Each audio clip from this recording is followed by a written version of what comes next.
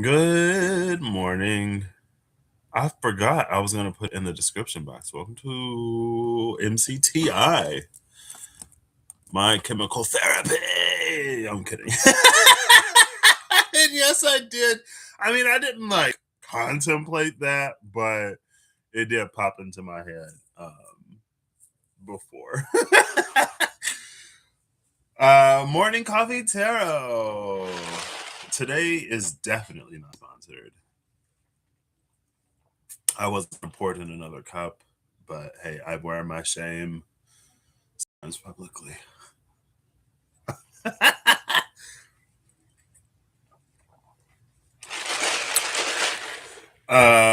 Anyway, so what are we gonna do today? I think it's funny I call this MCT.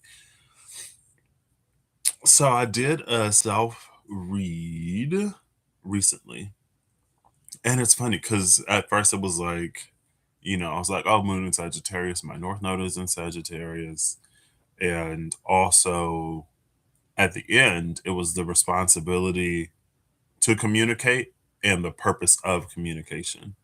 And of course, there are multiple ways in which that is resonant for me. I was going to say could be. I mean, there are many ways it could be interpreted, multiple ways that it resonates. And I guess one of them is like, hey, maybe I'll just come live a little bit more. And it's funny because I don't know, I feel like I've been, I mean, intentionally quiet in some ways. I feel like intentionally absent in some ways and not completely intentionally quiet, but excuse me, I don't know. It's just like I saw a reel yesterday that was interesting. It was like, if a Pisces is telling you something, like if a Pisces is telling you a story, they're probably telling you that story for a reason. But if they sense that you're not interested, they're just gonna stop. And then it's like, if you could have gained something from it, oh well, like you didn't want to hear it or you're not interested, and whatever. But then it's like, I feel like anything I would have to say, I've already said. You know, um, I feel like people know where I stand on things, and I've already expressed my disappointment in the past, especially like when the North Node was in Gemini, and it was like you could I could see how much like the heart of humanity had atrophied. And especially like the tone, like the tonality and conversation on the YouTubes. And it's just like if the spiritual folk don't even care. Well, you know what I mean? It's like what hope is there? Not what hope is there, but if we believe that there is an interconnectedness and that if the spiritual precedes the physical, well, a lot of the top brass, supposedly, apparently, can't even be bothered. And then it just like it devolved more and more and more, which subsequently has it's almost like is that a thing? When you like manual heart compressions? I don't know. In my mind, it's like I see somebody in a movie that like shoved their fists into someone's chest cavity because their heart stopped beating and they're squeezing the heart so that it'll start pumping blood until it like comes back online. It's kind of like that, right? It's like, more and more now we see, okay, it's not just an illusion. Well, but yeah, it's like it's been years in the making. So I'm not surprised. And the apathy before it got to this point, while everyone was talking about fear mongering and stuff like that, it's just like, okay. So, and then when the same love and light girlies started talking about, oh, this is going to be the year of peace and the collective is doing this and doing that, it's like, Aquarius, harmony. I'm like, okay. So if we are where we are and that's where we're going to get, and the human condition and experience is the human condition and experience, then prepare to just prepare for this, for the universe, like to punch through your chest, squeeze your heart until it starts to beat again, or you just flatline. In general, obviously. So, but yeah, because of what do I have to say or comment on? You know, folks know where I stand, but do you? As I drink this McDonald's iced coffee.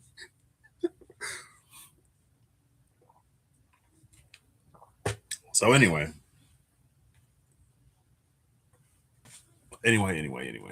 that's my little 5 minute rant, shorter than 25. So I didn't know what I was gonna do today, and I was like, oh, because I kind of wanted to use this yesterday, but it didn't.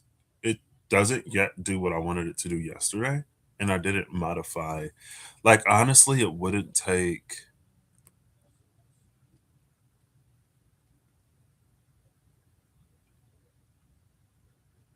too long to modify the code, especially if I just do this one section. But I didn't do it before, so excuse me. I'm just going to use this, and we're going to see what's up, and then I'll pull a deck, and we will. I'll proceed. I'll use this as a starting point. We'll proceed appropriately. I will enable all of these. This is the random one. I'm like, I feel like the more I use this, oh, okay. I'm like, just thinking of ways to like, it's fine. So the prompt today is we'll say general energy. Well, no, we'll do MCT 116. We'll make it consistent, and we'll see what's up. Aquarius, Seven of Realms, Four of Realms, the Empress, the Chariot, Null, Null, Null, Earth and Fire. It's funny because I almost like didn't even click the chakras, and then they came up null anyway.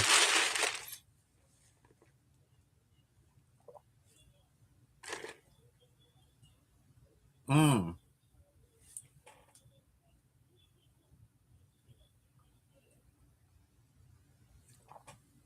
I feel like I get it,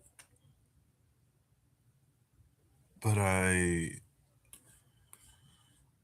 what this look like over here? Cool, you can read it. Nice. I probably could have. I mean, without the bar above the window, it looks a little smeeshed, but that's fine.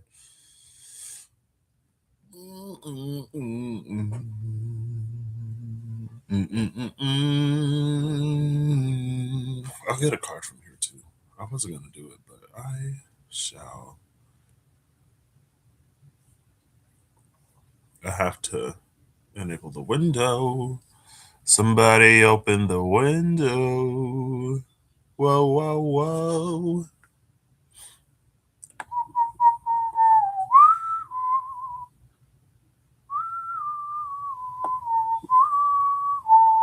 Nothing is cut off. I know it's looking real chaotic. Maybe not that chaotic. So maybe it's relevant. The Seven of Realms and the Four of Realms. It's the Seven of Earth and the Four of Earth with the Empress, the Chariot, Aquarius, Earth, and Fire.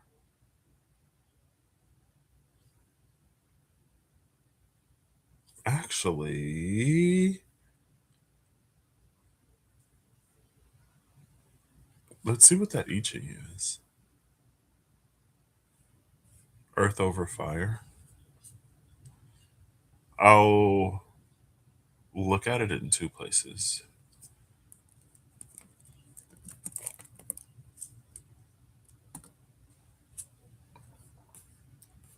Where is this one? Actually, I'll just do this one. Why not? Oh,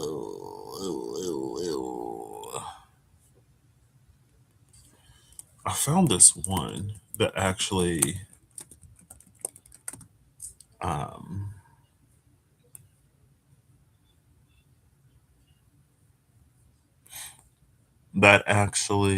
gave the changing lines and everything, and I should have bookmarked it. Oh snap! Been about when? Hashtag one of my faves. It is almost this energy because the Empress is associated with birth, the Chariot is associated with movement. With the Seven of Earth, it is that, again, sort of in the vein of the spiritual, energetic proceeding. It was on my phone. No, it was on my laptop. I was on my laptop. Um, there's this expansion in the realm, almost like a DLC. So there's this game that I downloaded yesterday. Actually, yeah, I had an update for this game yesterday, and I was wondering because sometimes you get like a massive update, sometimes you don't. And but even with a non massive update, you can still get new things. So it's almost like they're thing assets. They're assets that are already downloaded, already provided, already available. But the update gives you access, gives one access to those um, assets. And so that's kind of that Seven of Earth energy. It is accessing or getting access to assets that were previously inaccessible, but technically available. So, for example, if you were to have data mined the game, you would have found that the code there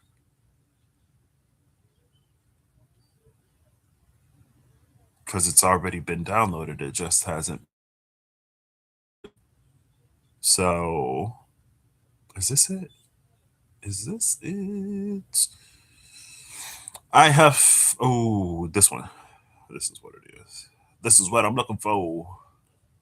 Found it. So that's that Seven of Pentacles energy. And then the Four of Pentacles energy is us accessing. Well, it's almost like the Seven of Pentacles, Seven of Realms energy is. I don't know if it's data mined because of the last read with the one shot thing. It is more of an energy of data mining. Like you have to go into the code to figure out that these assets are even, first of all, that they exist, but because you can find it in the code of the thing, like it exists within the thing. Kind of sort of the energy of elements that exist on Earth that we haven't discovered yet, or elements that were previously undiscovered before the periodic table was as full as it is now, right?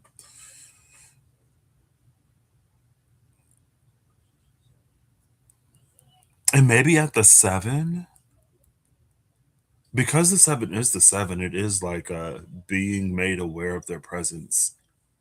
But because of the four, four is almost like the status quo.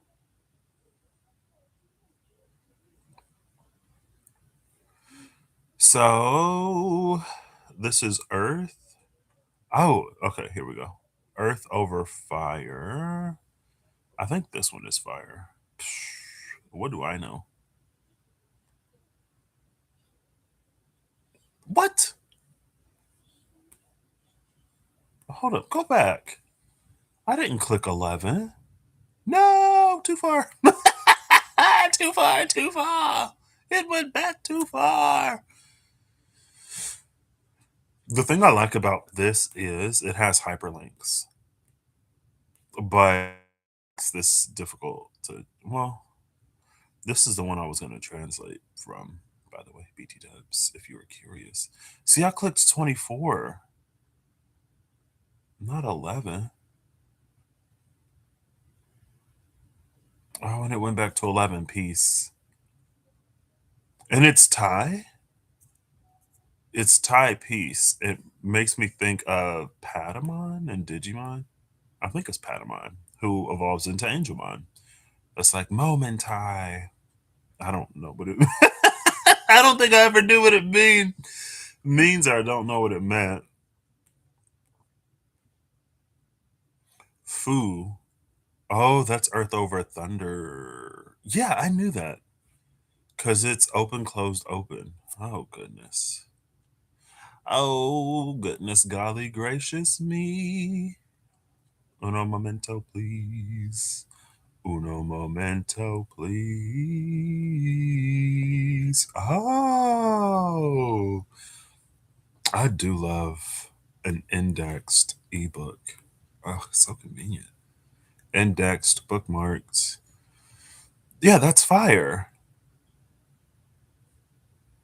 The upper trigram is Earth. The lower trigram. Oh, that's why I I was still I was I don't how was I what was I doing? How was I navigating this?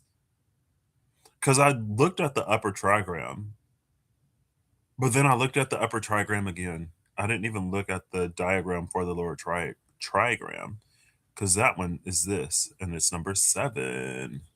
Back on Thai piece. Let's see.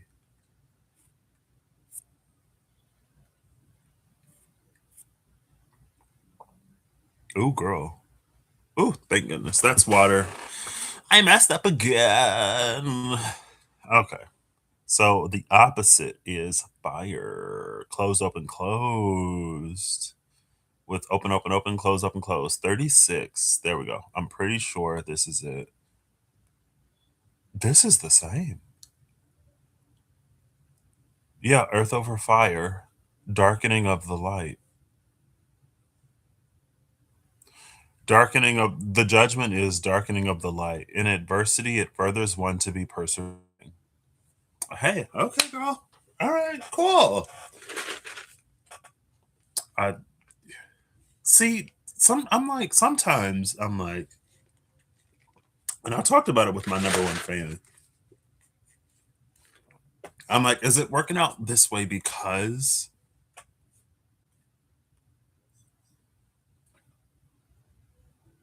that's how it's working out, or is it because like I influenced it by what I was talking about in the first 5 minutes? You know what I mean? But hey, the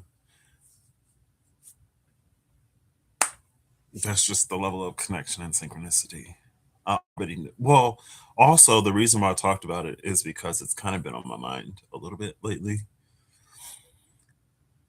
Darkening of the light. In adversity, it furthers one to be persevering. The light has sunk into the earth, the image of darkening of the light.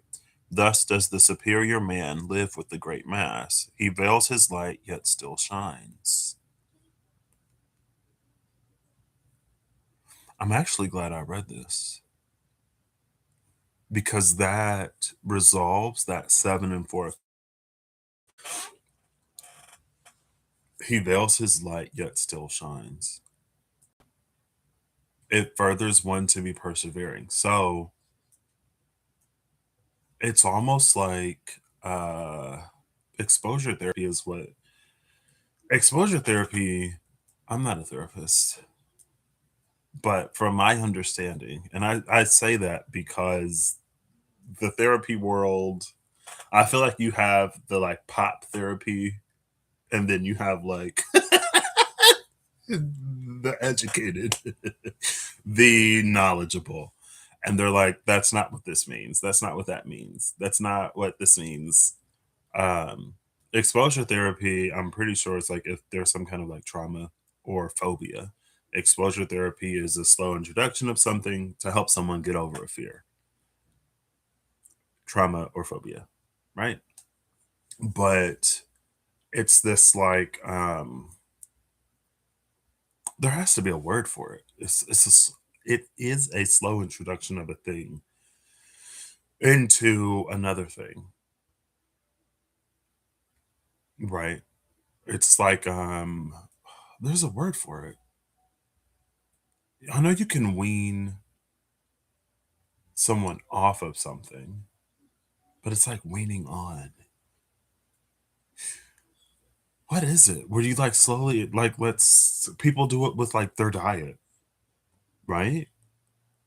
Like if there's a dietary change that someone needs to make, then they'll like slowly introduce it. Or if like someone's allergic to something or something like that, to isolate the cause, sometimes strip everything away and then slowly reintroduce other things. So with that 7 and 4 of realms, it's a slow introduction so as not to disturb too quickly the balance. With Aquarius, it is very,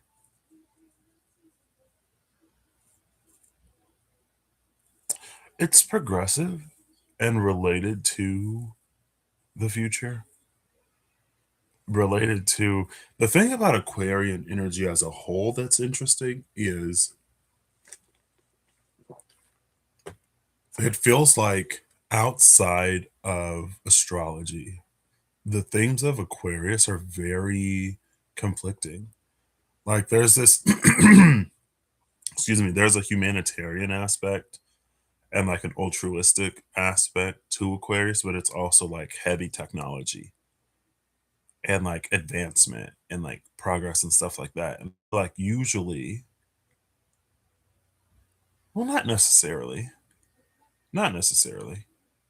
where we see technological advancement almost like eat away at humanity or the humanities. But yeah, no. I feel like old sci-fi future was like technologically advanced, super technologically advanced, and also very like kumbaya. You know what I mean? Like Star Trek or whatever. I've never watched it, but I feel like their whole thing is like progress and peace. I don't know.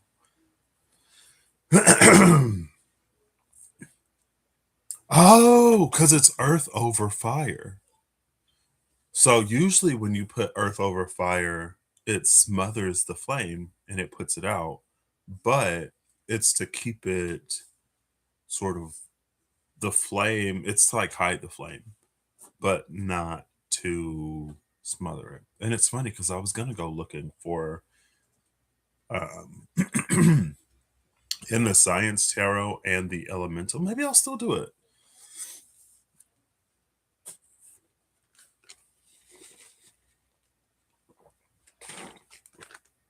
Maybe this is literally the boop, boop, boop, boop, boop, boop, until the heart can. Let's see. Let's pull a card. Cool. Cool, cool, cool. Shuffle. Wait, can you even see? Yeah, you can. Okay. Obviously, these are not built to with OBS in mind, which is kind of wild. I mean, like, anyway, it's fine. The Queen of Coins.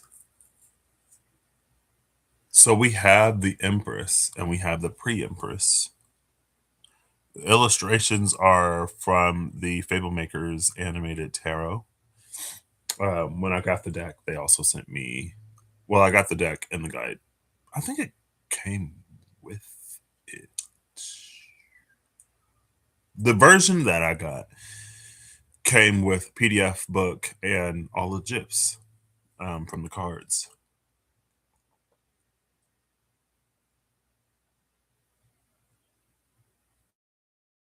Because of the rabbit and the Queen of Coins, there is an energy.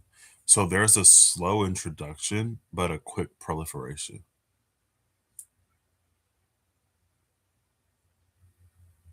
But it's only one rabbit.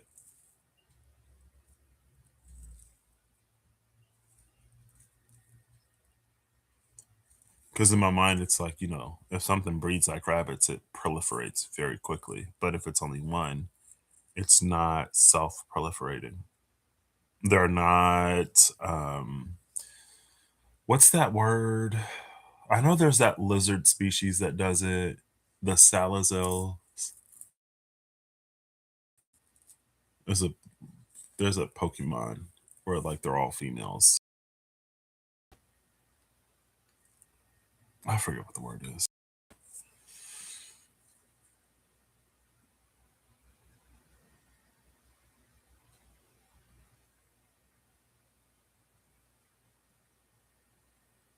It's almost giving Empress. The coin on her belly, or the coin that's in her lap. Some reason, I mean, maybe not that quickly, but it's like, oh, it's like the baby is turning. And if, what's that, like breaching? If the baby comes out like legs first or something, it would be like a breech pregnancy. So you try to like reorient the baby so that it'll come out head first if you can, depending on how quickly you catch it may determine, and other factors I'm sure may determine if you're able to do that or not.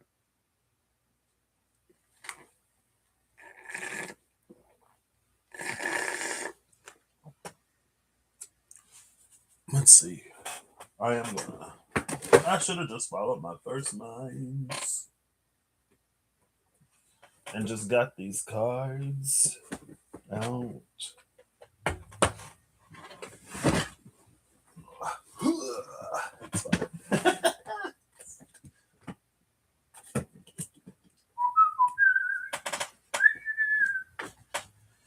um I'm pretty sure there's a wildfires card in the Science Tarot.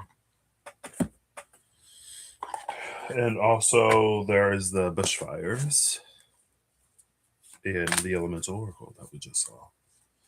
So it's like there are things again, sort of with that imagery of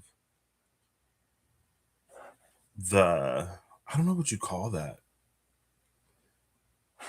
It's always very like violent, but life saving. And in those moments, it's like the heart has stopped. So like, the time to apply anesthetic and to get the tools, unless you're already on the operating table, sometimes you just gotta. And it's funny, not funny, interesting, because um oh no. Usually when we see someone punch through someone's chest cavity, it's to like rip the heart out, right? So that could be a thing of like, maybe probably traumatic, probably most definitely painful, but it's not meant to like rip your heart out. It's someone or something that's trying to manually do. This should be right here. Hello? It should literally be right up front and center.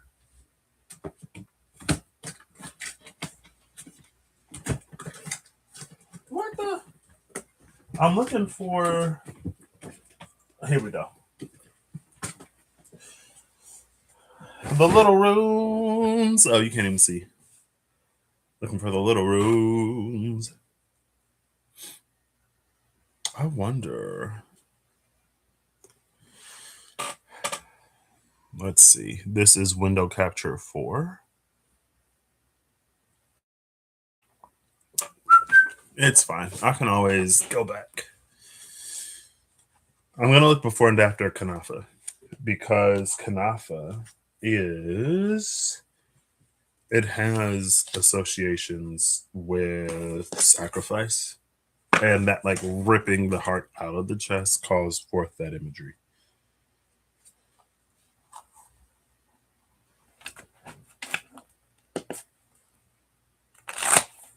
I feel like that's really, ego is such an interesting thing, right? So it's this like there's this stagnancy with the four of earth. There are these new features or a better way to do something with the seven of earth. And there is a moment of potential conflict, right? Will the earth smother the flame, right? Is it going to rip our heart out of our chest or is it going to help it beat, right? Mercy comes in many ways. Um, and no, that is not an allusion to that Mercy movie that I'm seeing like more and more ads about that I honestly I don't know, but yeah, I know it's maybe coming out soon. Anyway,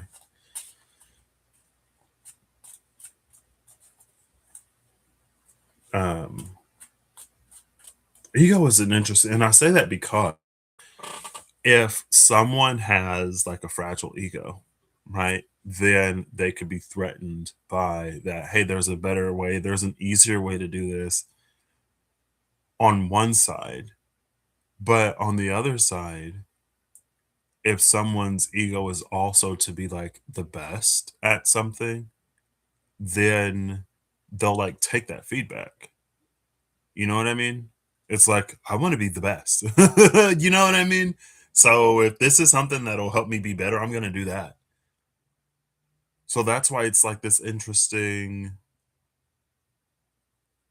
like which parts of the ego does it call to, and or how do we, with an awareness of our ego, compensate for it or cooperate with it.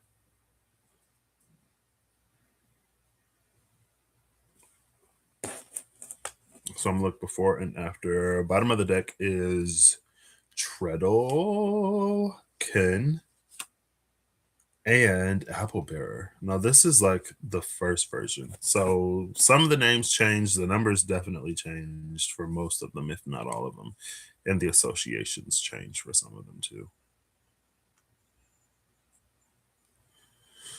Tread, Divine Spark, and Fruit Bearing or Offer.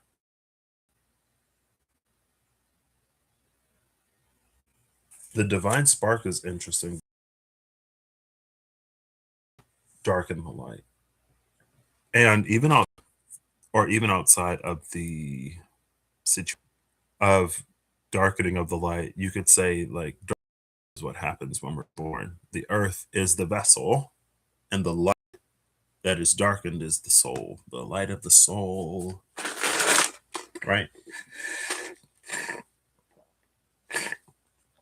And I'm sure someone has made that comparison or um has noticed that like the SOL sun and the SOUL, like there's the external soul, the sun, and then the internal soul, the SOUL. And they're both like these light bright things. Well, can be.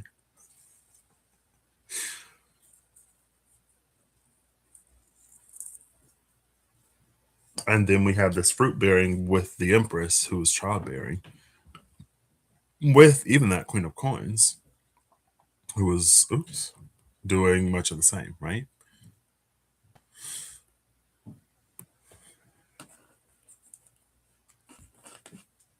And what did it say? Veiled yet still shining. It was the internet. If you're curious, this is the Richard Wilhelm translation of the I Ching. The light has sunk into the earth, the image of darkening the light, like the soul has entered the body. Thus does the superior man live with the great mass. He veils his light, yet still shines.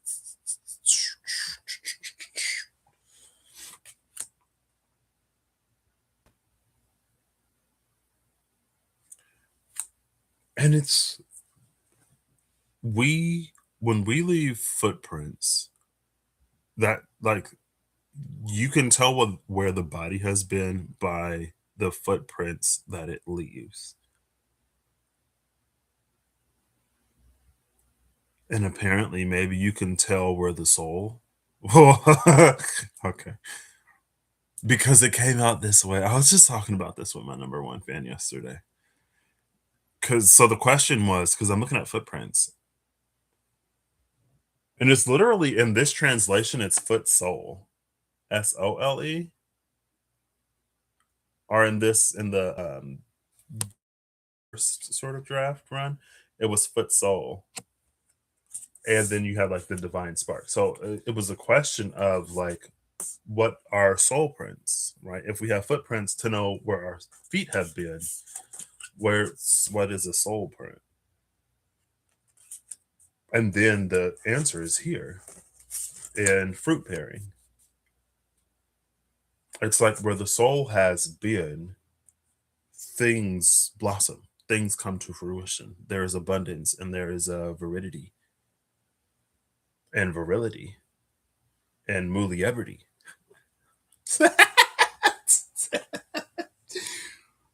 Or and that's where I was originally, because that's how it came out. And then I was like, or there'd be like decay and rot depending on the soul. Or there'll be like no change, roughly, and it's just like I'm just here, okay? But that's a soul print. Where the soul goes, things would like blossom.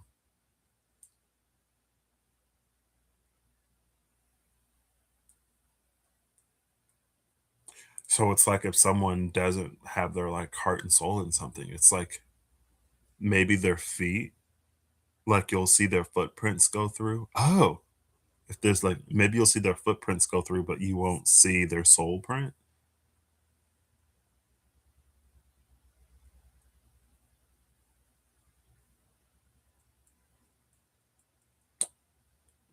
It's like you'll see their footprints, but you won't see their soul print because of the darkening of the light. But it's almost like if you were to look closely, you would notice like the flower that blooms in the crack of the sidewalk, or like it's like there are signs of life that weren't there previously, but you kind of got to look for them because although veil,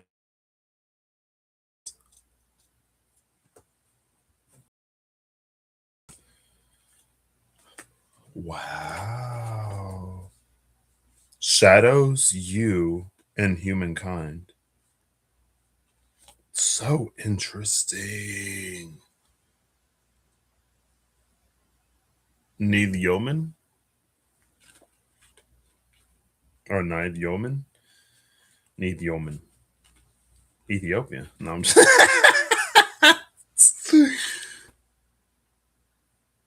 So you regrows from the inside. The interesting thing about you and Ash, because I went on a trip, I just talked about this trip the other day. Like yesterday, I just talked about this trip because I was talking about anyway, it's fine. A lot of ash trees are standing dead, or in the area that we were in particular. I don't know if it's all over. A lot of ash trees are standing dead because there's an emerald ash borer, which is an insect that gets in, and when you split the wood, you can see the path that the insects took, the ash borers took inside the wood, but they kill the trees. But they kill the trees from the inside. On the outside, they still stand. The leaves don't grow because they're dead, but in the wintertime, they look just as alive as any other dormant tree.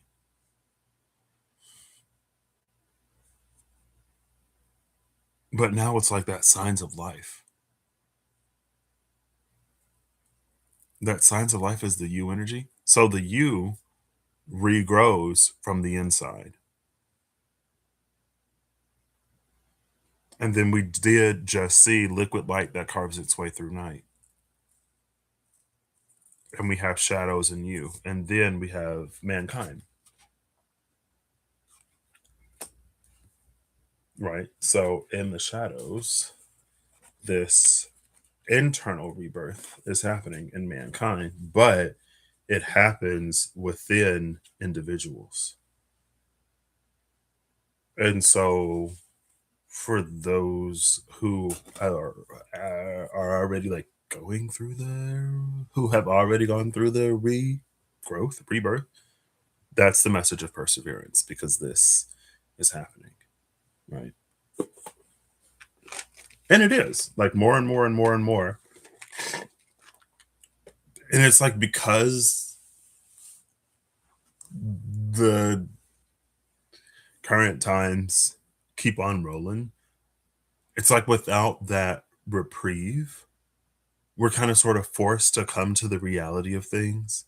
Like it's not just like a bad day or an off day or an off week or an off, like it becomes indicative of something deeper, indicative of something more that lets us know, okay, like maybe in the past we could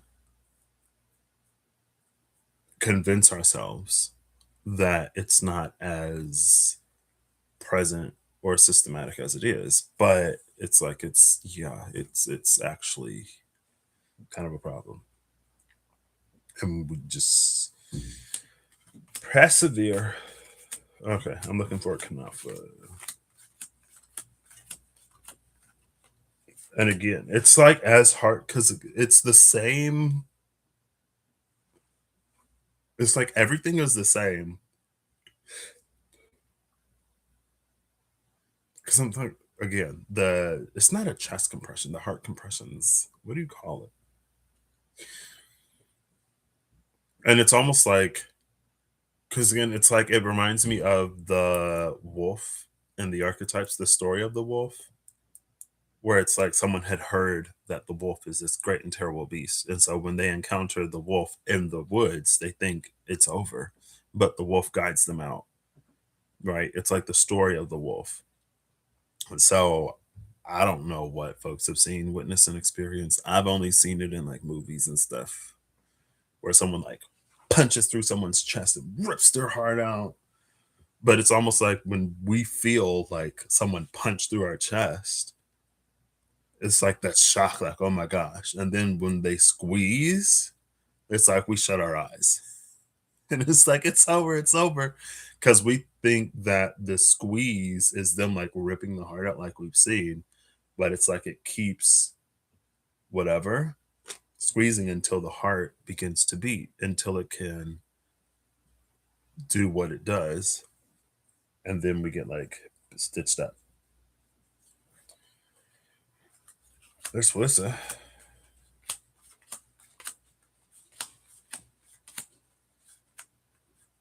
So yeah, if something is heartbreaking, it's supposed to be, but it won't break. It'll make the heart stronger. It'll make the heart like it will be done until the heart can do what it's until it can naturally do what it does. But if it never like the chest like someone, it's almost like you can't live. Like you can't walk around your day-to-day life with someone's hand in your chest, like squeezing your heart. And so after a certain time, the hand will be removed and the heart will still be there. Or maybe not. Um, it's so interesting. There we go. So we have gift generosity, gift generosity, and then we have year harvest. What I like is so just like ripen mature on the other side of that harvest, because the harvest is like you harvest the mature fruits. We have fruit bearing and then ripen mature. It bears the fruits and it then you harvest the ripened fruit. So that harvesting of ripened fruit gives judgment day energy. right? And then on the other side is Bifrost, Journey Home, with the future. This is such an, and then there's Doxian, which is night turned dark. What an interesting. Because so the future in the Lafruma is sort of like barred. There are these things that you have to get through. It's a journey home with this briared future, and then at burst out. So you would have to burst out of this to get that future, but then it's like it's dark here, right? If the hand is removed from the chest and the heart isn't pumping itself, things are going to flatline.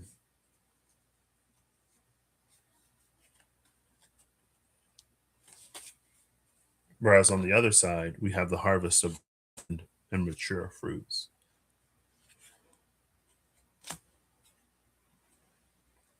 And the interesting thing with this is, oh, okay. Is this East? No, it's 12, but it looks like East.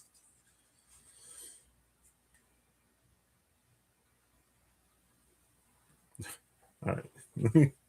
Set these down. Right. We have this. Oh, it's here too. I'm not seeing the yellow today. This isn't here. It's both sided. Right. Because I'm looking between Kanafa and there's a lot of yellows and golds over here. With Kanafa, this drops, right? But because with Bifrost, I was only seeing the upward arrow. Like if it were to go down, because that's where the gold color is, this is like when the mature fruit hits the earth. Fruit is heavy and it hits the earth, harvests itself. You just got to pick it up. And that's this. But if it goes up, right? Because it's already at the top. And if you were to pull it up, then it would break through this briar future that's just dark. And literally, it's the same colors.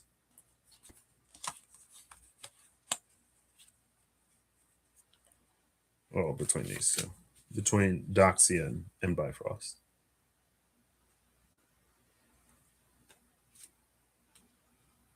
And it's interesting because, again, at the top of this, it was the whole like I'll just say the sentiment.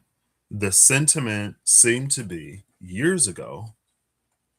The sentiment seemed to be it's all an illusion, it's all a distraction, it's not real.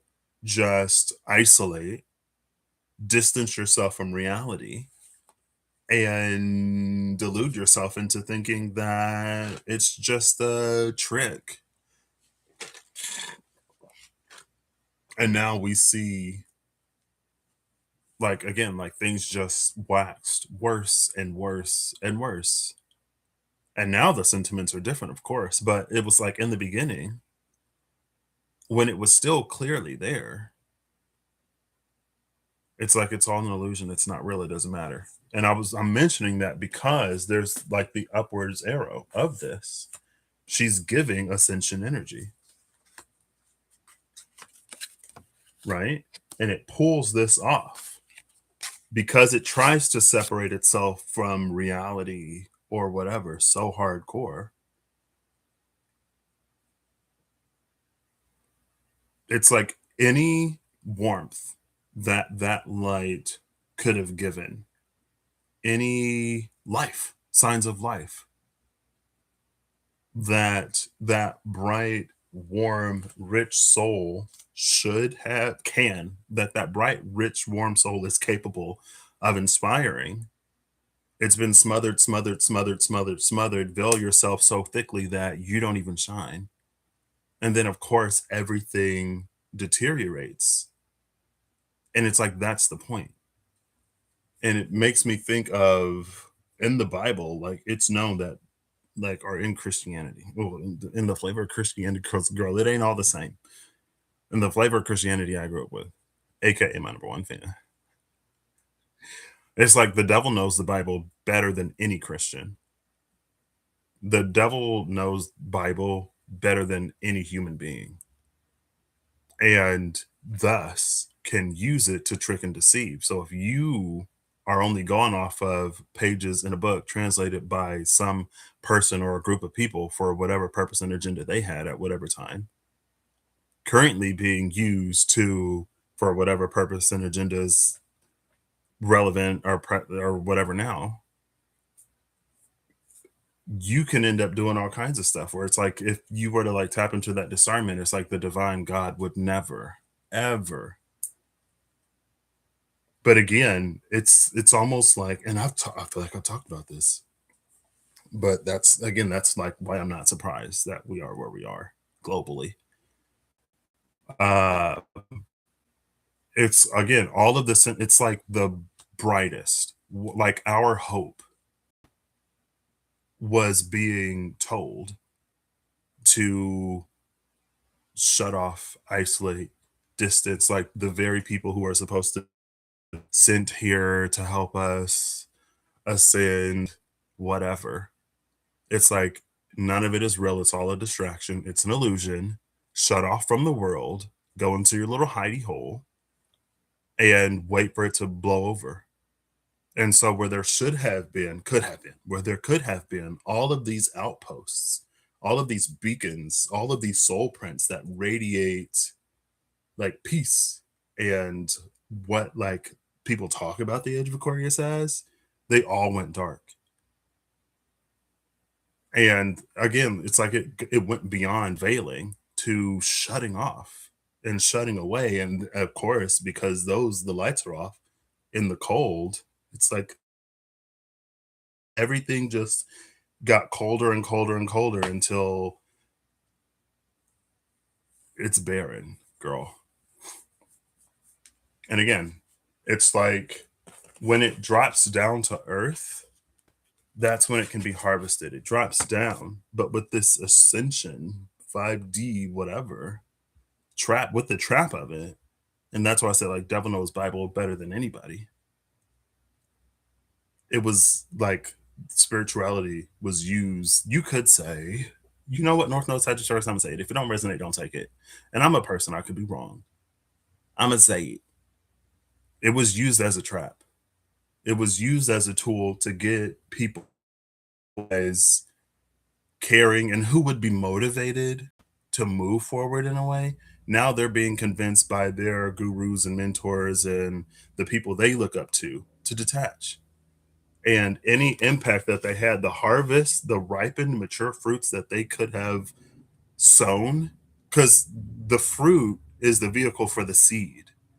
When the fruit falls to the earth, now the seeds can root and grow and like it would have been this wave of again everything that people were claiming to support, but instead we're pulling the fruits off the tree so that the seeds never hit the ground. And then, of course, without seeds, nothing grows. It ascended right into the depths of this darkness.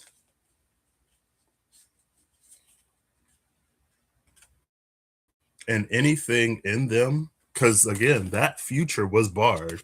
So anything in them that would have been like the compassionate part, like, oh, this is happening and that's happening. Oh, it's just an illusion. Oh, like you feel bad about those people suffering. They're not real. Those are bots in the matrix, girl. You ain't got to feel bad for them. Hello, why are you wasting your divine given empathy? And then, of course, again, everything falls into decay, fell into decay.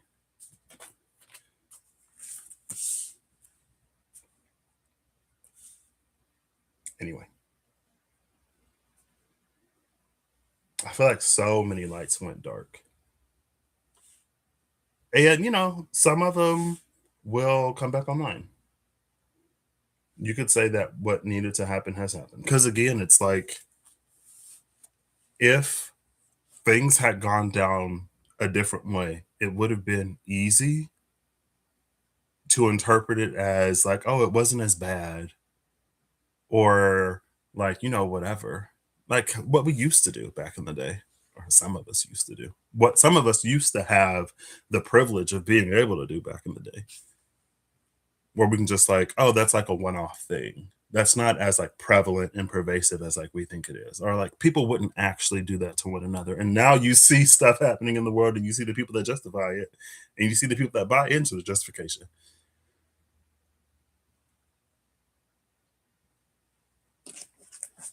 And it's so interesting, like being a child, learning history,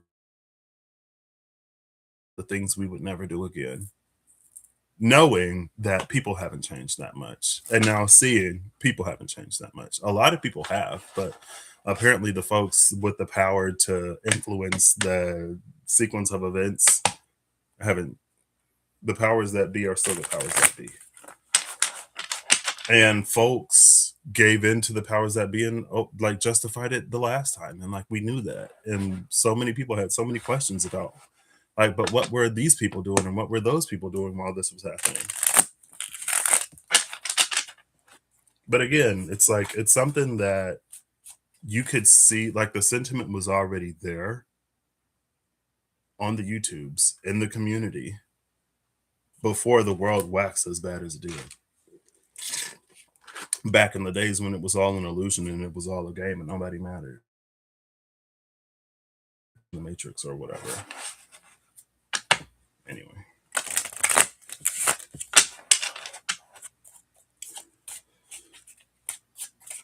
The heart is being squeezed so I can get back online. The heart is being squeezed so I can get back online. And then after the heart beats, you know, will be new peoples who are capable of honoring what the age of Aquarius can be, honoring a greater potential of what the age of Aquarius could be. Because Aquarius is also like, like revolution and stuff. And Aquarius is traditionally ruled by Saturn. It's so wild. Anyway, it's fine. I don't have to go through all the things that are wild to me. But it is kind of wild to me. Like, so on one hand, Saturn, really cold karmic planet. And on the other hand, where everything's like amazing and whatever. But Aquarius is traditionally ruled by Saturn. So, you know what I mean? Anyway. All right. I didn't necessarily want to end up here, but this is where we are. And it's fine. Fusion. Fusion.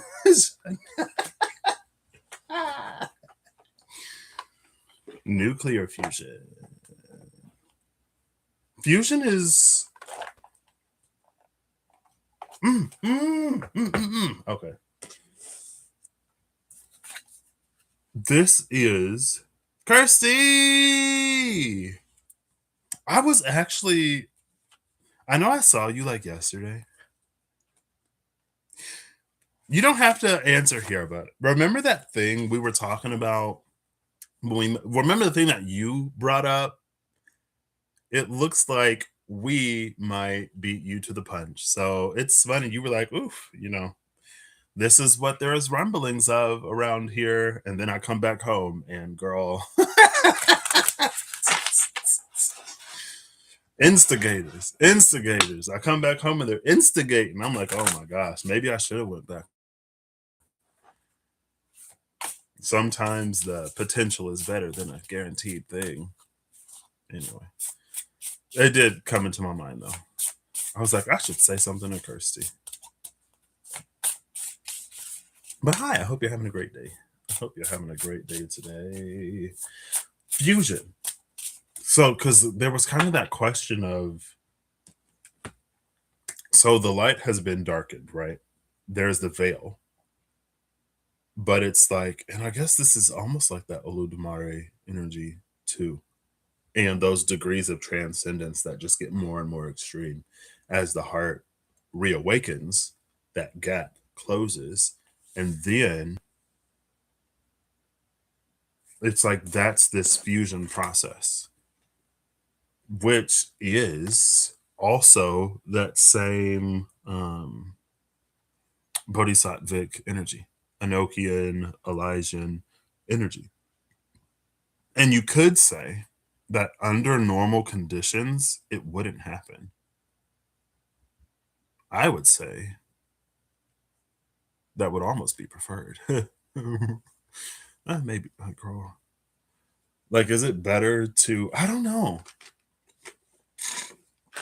Maybe not, because it isn't in it. Like, let's say that someone has, oh, girl. Let's say that you are craving something sweet and you don't have anything in your home because you are irresponsible. Not that having sweets in your home is irresponsible. So you have to go to the store or you have to go to a bakery. You have to go somewhere to get something sweet. And on the way to get something sweet, you see something that you actually need. And you're like, oh my gosh, like I forgot I needed this. Like I'm so glad that I got that random craving for something sweet, even though my house isn't stocked, my home isn't stocked with anything sweet, because I forgot that I actually need this other thing, like urgently. And there it is. Like, hey, don't forget about me. So it's like if you never would have gotten the craving, then you may not have seen pass by the thing that you actually need. So ultimately, maybe it's worth breaking the diet and eating something sweet because of the thing that you actually need that you got along the way.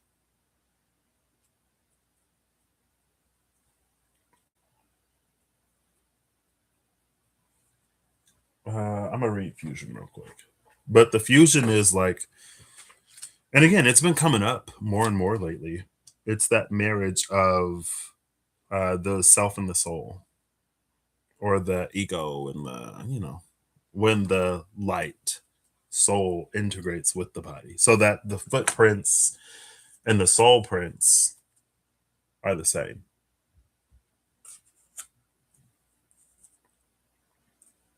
So you'll see this trail of like lush flowers and trees that are on the side of this pair of footprints, and you're like, oh my gosh. And then it's apparently something about it is like, this isn't just a path through this current, it's not a desire path. Is that the word? It's not a desire path through this lush patch. You can tell something about it. You can tell that this grew because of whatever passed through here, type energy. This is the fusion, but this is the beginning. Like this just states that that process, like these two things are merging, and maybe not because, or not, they're fusing because of what's happening. And again, it's like, if maybe it's worth breaking the diet so that you can get the thing that you really need. I don't have to read it. That's it. Cool.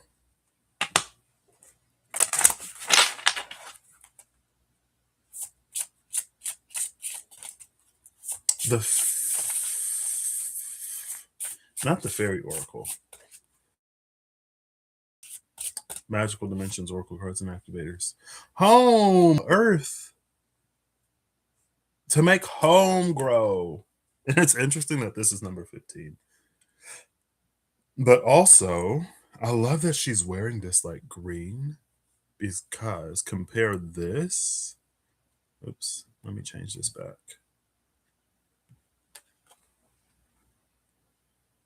See that?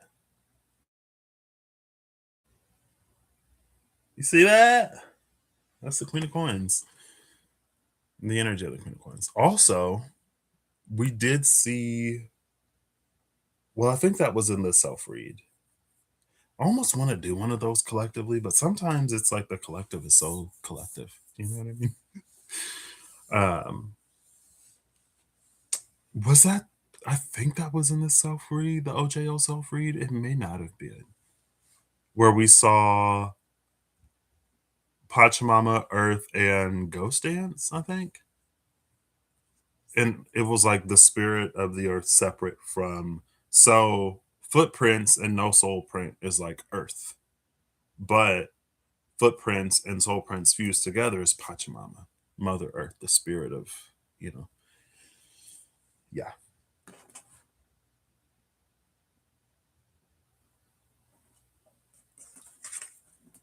5 and 15. On earth as it is in heaven.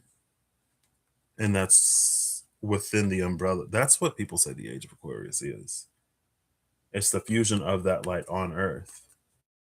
That's what earth is to be. Then how are we convinced? Be candid. You can say what you need to say and not be hurtful. Or whatever. Not how are we convinced. If we're supposed to make earth better, or if we believe that we're going to make earth better, then does it make sense to not be involved when things are sort of like, is it ducktailing, spiraling out of control? If we are a steward or a caretaker, or if we are positioned to be like a first responder or like an emergency disaster relief person, then we should be heading into the disasters and providing our services and not pulling away, so that the people that are affected, that we like, it's our job to sort of like help them. We just like, I don't know, maybe just take the money and don't even do whatever, girl. Anyway, getting things where they need to go. Purity, ice, completion, west, and attraction, magnetism. Ice, west, and magnetism, purity, completion, and attraction. It's the bottom three.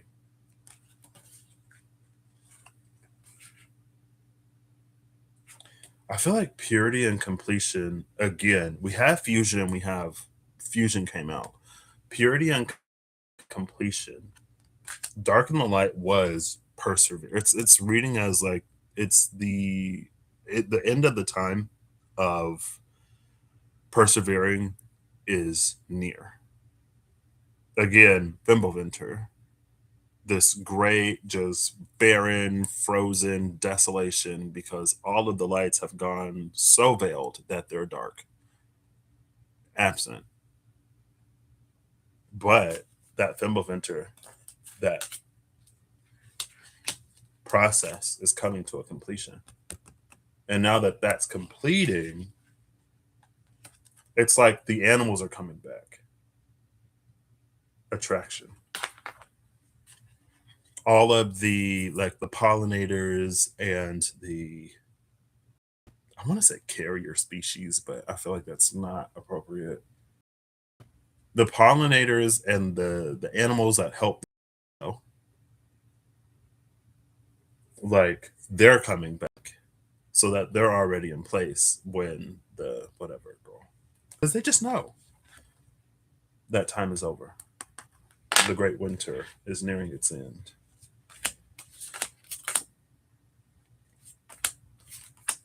I'm looking for wildfires. I mean, I feel like I got it. So, but hey, why not? Let's go. So it's between moon and fire, darkness and ignition. 7 and 8. Darkness is number 7.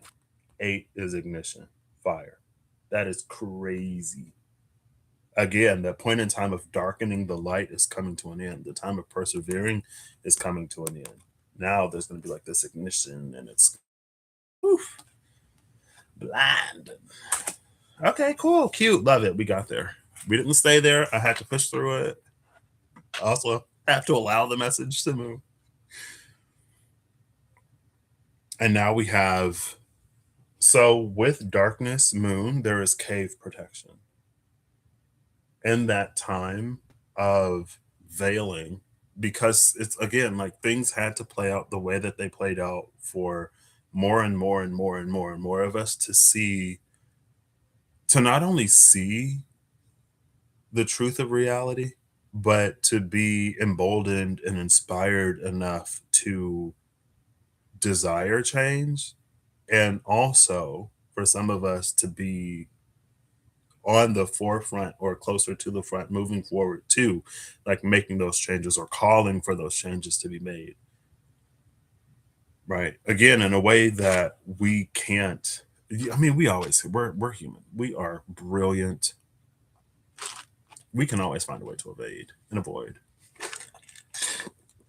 and delude. We have our own minds, we can delude ourselves, right? Everybody has access to Neptune and Piscean energy.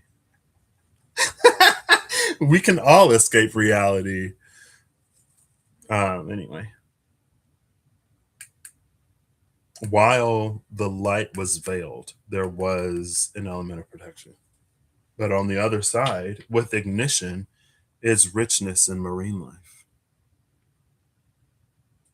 And I kind of love, because again,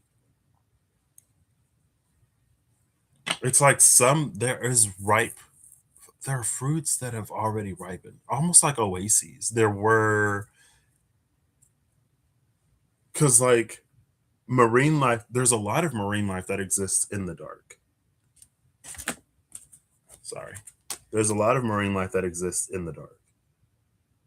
And so it's like there are these things that have been steadily moving, because again, there are people who have been, excuse me, inspired to do whatever. Now people are actually wanting, like, let's say that, for example, they have naked Doritos now, right? Like, if you go, you can eat Doritos all over the world. They are available in many countries around the world. And a lot of those countries where certain ingredients are banned, they don't use them. And I was just telling my number one fan the other day, it's like, I feel like in 2018, 19, 2020, there were all of these companies that had made all of these promises to like get rid of red 40 and like all of these dyes and additives and preservatives. They had promised to get rid of them and to phase them out, but they never did. And then I'm like, they already have formulations that are running in other countries. Now the taste and the flavor and the colors may be different, and so maybe there is still a science in trying to match that to a current taste. And again, maybe that's that Seven of Pentacles, Four of Pentacles. It's like, yes, like we have these formulations in other countries, in the States, Four of Pentacles, like they're going, like if the color is off, they're not going to buy it. And we get those colors because of the bad stuff. If the flavor is off, they're not going to eat it. But that flavor is a result of the bad stuff. So there has to, like, how do we, like, I know like we made this promise, but how do we like deliver in a way that's profitable? That profitable piece is just like, but that's that 7 and 4. Aquarius is that energy where it's like, again, like there's none of these things that harm us. But anyway, they're doing naked Doritos now, where, according to the bag, they don't have those artificial colors and stuff. And I bought a bag. I think they taste a little saltier. This isn't a review. I think they, I mean, it's been a while since I've had like Doritos really. Last time I had Doritos was in London. So where it's different. Um, but yeah, it tastes a little saltier. And I don't know if they tried to compensate for the flavor that may be a result of whatever with more salt. I don't know. I would have to compare how much salt is in a regular Dorito bag. But anyway, they're doing it. The point and the purpose of that is they're doing it. They have like naked Doritos now. You can get a bag of Doritos in other countries where they're already not using that. But here, where it's like, and I feel like that's also our condition. And maybe that goes back to the question of ego in the, because I feel like there is an attitude like we're the best. Who doesn't think they're the best? But there's an attitude of like we're the best, we're the best. And if we don't have it, no one's doing it. And then if you're like, well, they're doing it here and they're doing it there and they're doing it literally all over the world, Mr. and Mrs. Best. It's like, yeah, but that won't work here. Why won't it work here? Because we're the best. And it's like, will someone's ego of being the best keep them from actually being the best? Or at the very least, being better? Because it's on one hand, it's so easy to see or to assume that, like, well, if someone thinks they're already the best, the brightest, the smartest, or whatever, then yeah, they're going to be really obstinate and they're not going to listen to whatever. And they're going to come up with reasons and excuses why and how they're actually smarter than this other person that's like smarter than them. And again, it's not necessarily a completely apt metaphor, but it's like, or that person, it's like you see it every now and then. I feel like if someone's ego is to be the best, sometimes like they actually do the things to get better and better and better and better and better to actually be the best, rather than claiming to be the best and not having any substance to back it up. They claim to be the best and acquire more and more substance, or the ego drives them to be the best. And so they acquire more and more substance to actually be the best in truth and not just through flat word. Anyway, there was a time of dark, and I'm this channel ain't sponsored by that either. Rihanna, shut up and drive. Does she say ignition in there? It's fine. And I love all of these, like, and it's like when things turn back on with this ignition, there's this fusion process that happened. And so it's almost like the combustion reaction is even more whatever than even she anticipated. She's like, I'm gonna start it, I'm gonna turn it on, and then it flares, and she's like, whoa, like, what's going on here? And it's because this fusion has happened. So it's gonna be even more everything than it was before.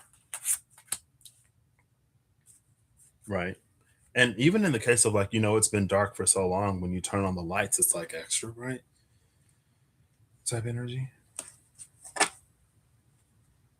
Quantum C, Storyteller, and the Emperor.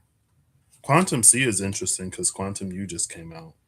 Storyteller is interesting because of the one shot, and then there's the Emperor. Crystallization is the Emperor. And again, I ain't necessarily trying to come for nobody, but at the same time, like, if someone is disaster relief and there's a disaster, I feel like it's not wild to be like, hey, there's a disaster happening. Why, like, you've been on vacation since you started this job. like like they need you. And I know, like, not every day is a disaster. Hopefully you get time off. But you're kind of needed, and you're like, oh yeah, that doesn't, that disaster, it's like, it's not happening. They're shooting a movie over there. That's not a real disaster. Yeah, I'm on vacation, leave me alone. It's like, okay. And it's like, well, I don't see the cameras. I mean, the cameras that I do see are like people reporting on this. There's like I'm not seeing stunt doubles over there. I'm not seeing one person do the action, the rubble. You know what I mean? All I'm seeing is folks under the rubble, and it looks like they could really use some disaster relief.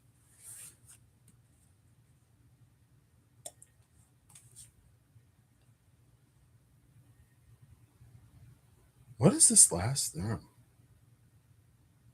The Hermit from Ott's last theorem. I'm curious what this is. It was in reverse. It made me turn the whole deck in reverse because I put it down and picked it up. I thought I picked it up in reverse, but only that one card was in reverse. And then evolving and integration. Pretty sure there's a wildfire. Okay. This collision card, I saw this. I don't know if it was at the bottom of the deck or if when I cut it, I saw it before. Wildfire is in reverse. And it's in between chemical spirits, the moon, and collision. So we see the moon again. We saw the moon on both of these. The moon is with bushfires and wildfire. And also, wildfire is in the element of water.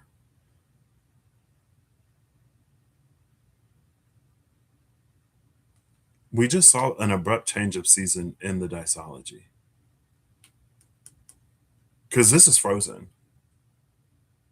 And then there's that fire. Like you see the snow on the ground. Signs of life. You see all of that barren, like frozen nothing, but then we have signs of life there. Nice, love it. Also, I talked about the yew trees, and in the winter, you wouldn't necessarily know that they're standing dead. In the summer, you would be like, why are those the only trees without leaves? In the winter, nobody has leaves. And I feel like also in the winter, nobody has leaves because there are people who are about the work and who have been doing the work. The sun is also here, duality of light. The sun was before collision. So you have sun, collision, duality of light. And then on the other side of the significator is the moon. So if we take the significator out, and it's the significator, so we can, you have the sun, collision, the moon, duality of light and chemical spirits. When the sun and moon collide, you could say that is a eclipse, solar eclipse. And then we have the storyteller of air under that, giving dream oracle vibes. Down, Henny. Anyway.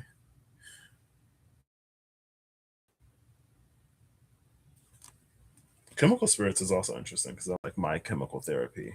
Right. I didn't forget. And then the magician is behind the sun. Dormancy is behind the magician, though. So you have dormancy with the magician and duality of light. Again, there are folks who have been doing the work. There are folks who have been saying it before folks were saying it. Before it became pretty obvious that, like, hey, maybe this is more than just a trick of the matrix. Maybe this is more than just an illusion. Maybe this is more than just people trying to convince us of whatever. Maybe there's some truth to this. But people have been, again, not everyone bought into the whatever. And it's because like we're all having our own experience as things are unfolding and have been unfolding. And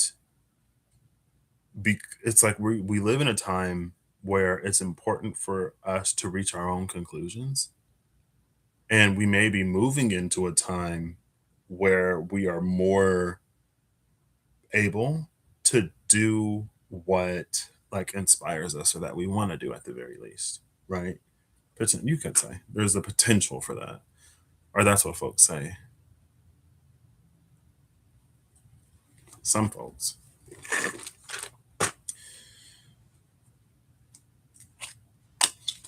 Um, wow, duality of light and richness, marine life. I'm still curious what Fermat's last theorem is, though.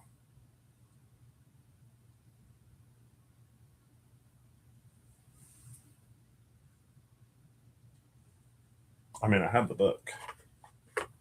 Let me look at that first. They have like a front and a back in this.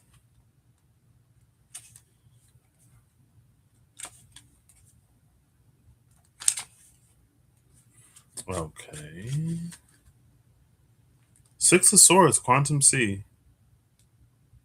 By the 20th century, physicists were exploring territory that could not be explained or predicted by Newton's collection of simple rules.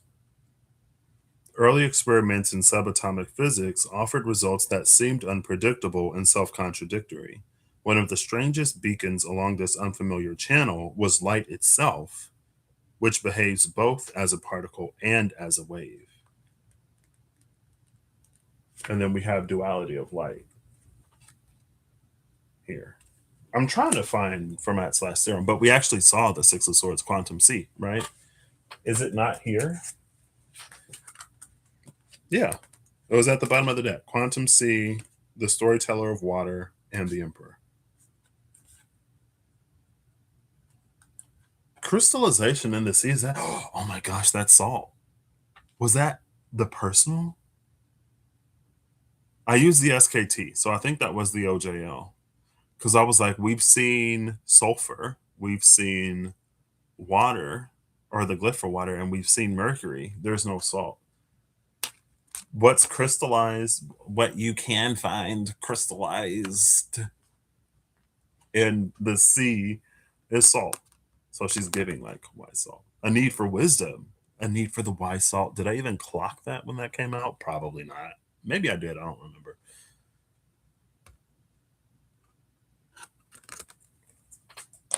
Yeah. If you boil seawater, you'll get the salt that crystallizes that's left, right?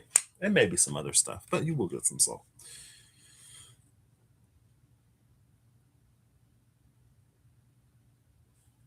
Quantum electrodynamics theories provide safe passage through these difficult waters. QED successfully predicts the behavior of the subatomic world, which does not lend itself to intuitive understanding. Richard Feynman's diagrams offer a particularly effective way to visualize these interactions, providing a chart to navigate through the rough quantum seas.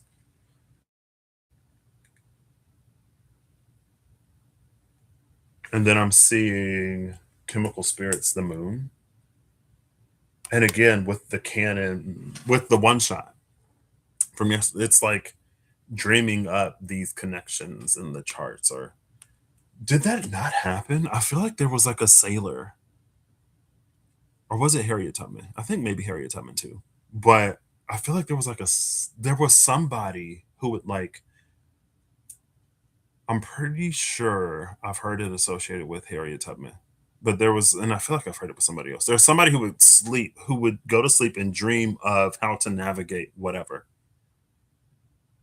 and they would successfully navigate based on the dreams that they had. Also, we have Collision, but this was also the last Disology card, and I pulled that yesterday. I didn't use Disology cards. Did I use Disology cards on the OJL? I don't think so. It's not because there is a card. There are like two cards in the Disology that sort of reference.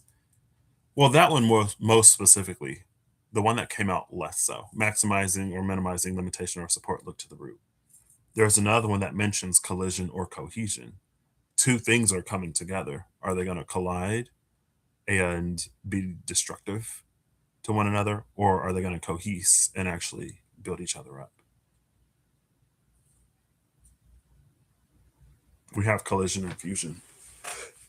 You could say they have to. Oh, so here's the collision. Because it's fusion, they're coming together rather than tearing each other apart, which we saw air and fire between Aries and Gemini. And it was that whole like, this is supposed to be a harmonious relationship. Why are they like antagonistic? But also, yesterday we saw that it's a need for the intuition to work with the intellect.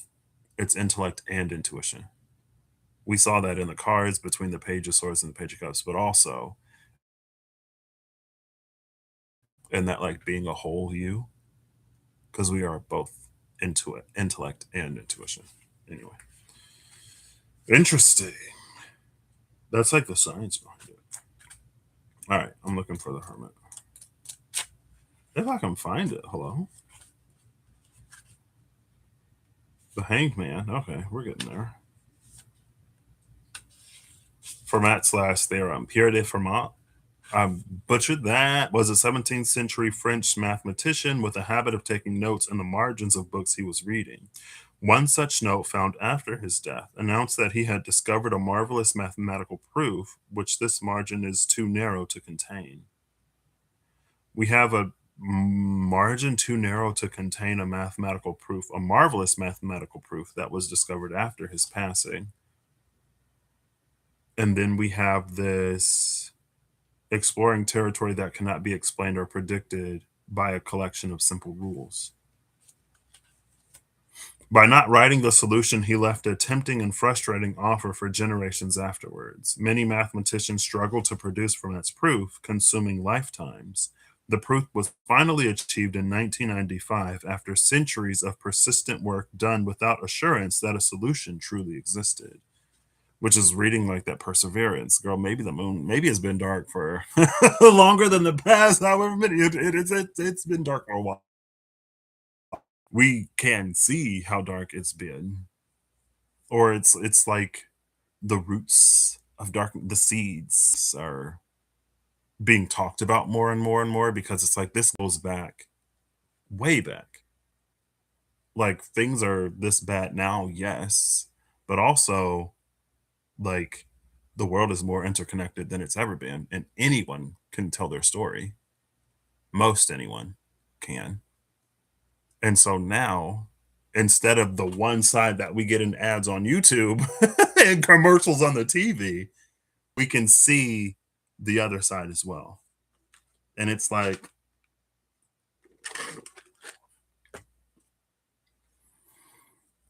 I wonder, I feel like low key, they must really feel threatened if they have to spend money on swaying popular opinion because they're spending money on ads and stuff.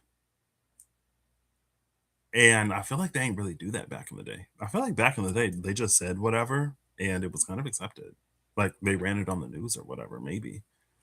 But now they're putting it in the ads on Instagram and YouTube and on the TV. And it's like, y'all, I don't know. I mean, to spend money on it, okay. Persevering, right? That was, I got to keep going back to it. It furthers one to be persevering. In adversity, it furthers one to be persevering, right? 17th century. And then in 1995, it was finally discovered. The hermit represents the focus and isolation of Fermat's studies and one of those who worked to solve his mystery. Many discoveries and insights of nature and of ourselves can be developed only in nurturing solitude, separated from distraction, and fulfilled through thought and study. So, again, maybe it was worth it to break the diet and eat that cookie. And again, like, I mean, it doesn't have to be a cookie, it could be any dessert.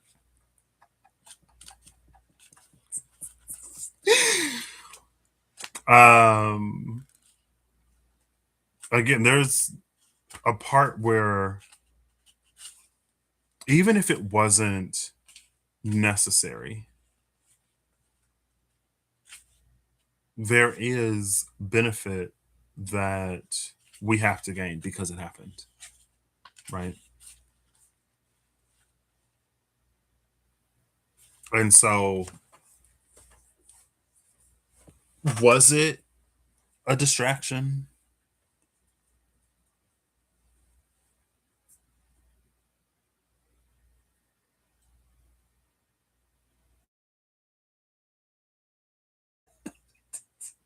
Let me breathe for a second.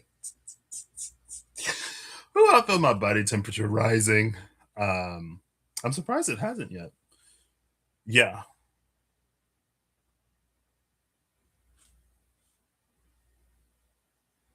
I feel like if if I'm speaking of the ego so much, right?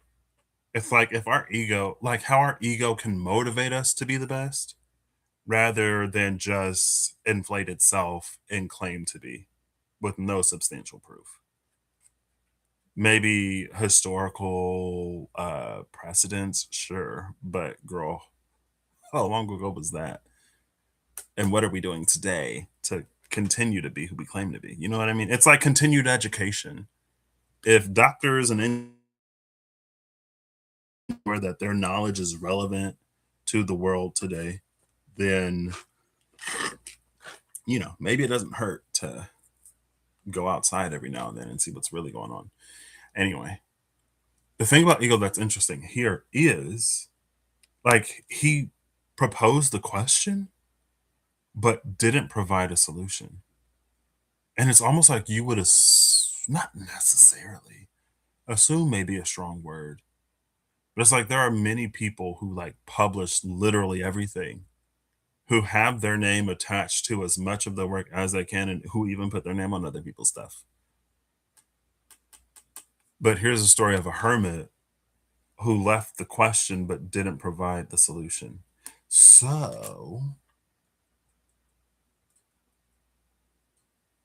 because again, like when the archangel, the energy of a purely divine being came out, when we started in, and I think that was a self read, maybe it wasn't, when we started in the transition. I don't think it was necessarily a self read, but I know it was motivated to travel home, right? Because it started in the air, which makes sense because I entered the airspace before I landed. But anyway, it started in between, and it was that energy of like that which is purely holy and solely divine is purely holy and solely divine. So its truth is inherently different from our truth as beings of flesh and soul. But there was an energy of like those of flesh and soul who have already gone through this process of this fusion, which was that Enochian, Elijah, Bodhisattvic energy.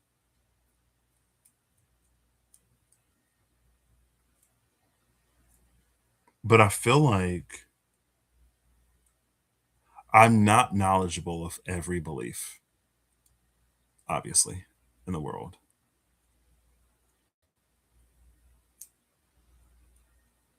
Because I feel like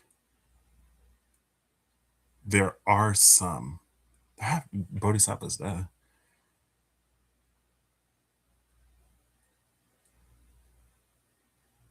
where it's almost like would it not be beneficial if someone did it successfully? Like, would it not be beneficial to like also have like their insights? You know what I mean? Type energy. Like, like I remember reading about Elijah, obviously, kinda heard about Elijah, learned about Enoch much later, and I feel but like it may be like their story, but I don't know if it's necessarily like from their perspective. Like, how did you get there? You know what I mean?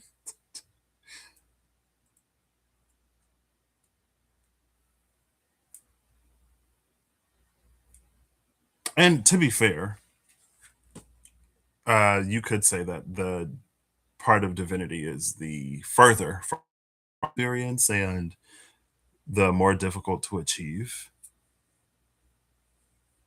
But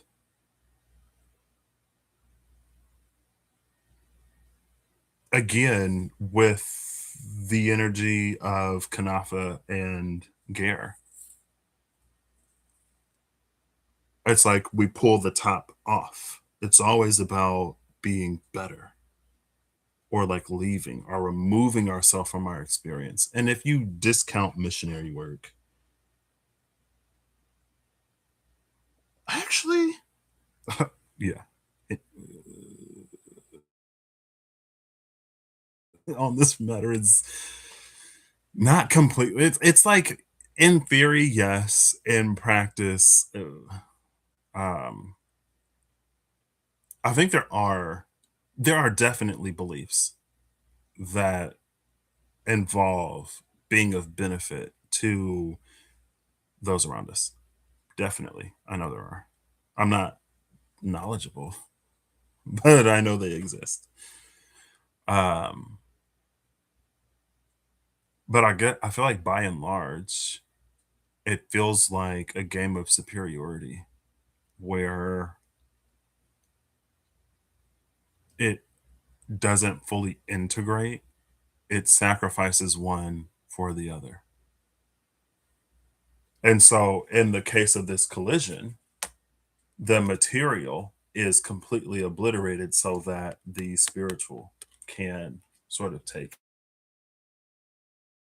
But we are beings of both. And it's not that it's not for some people to be completely one and for others to be completely the other, because there is no inherent morality either way.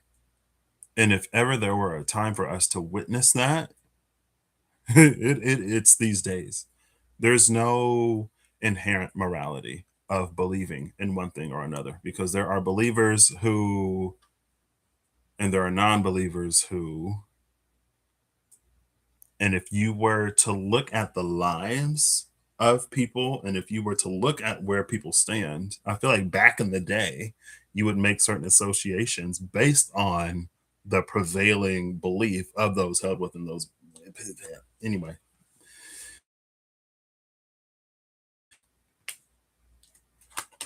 the fact that such a brilliant mathematician left it unsolved is kind of wild. But he wrote in the margins. So if the margins are relevant, then you have like a clue to go on at the very least.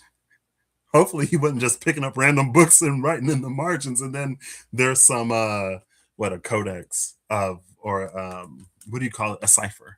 There's like a cipher somewhere of like this book and then that book and then this other book, and it's like this pieces the theorem together, but it's nothing in this book is related. Anyway, I don't know. I didn't solve it. I could. I can't ask. Well, 1995 wasn't that long ago. 31 years. Anyway, what was it about though? Okay. I don't think I need to read. With the duality of light, because again, there was a quantum. We know that life is both life. We know that light is both a particle and a wave, right? So we are light in its particle phase, right? The light, what was it? The light has sunk into the earth. It's like the soul was this wave that went into the earth, and now it's a particle at the center of this mass that, the soul drives the body.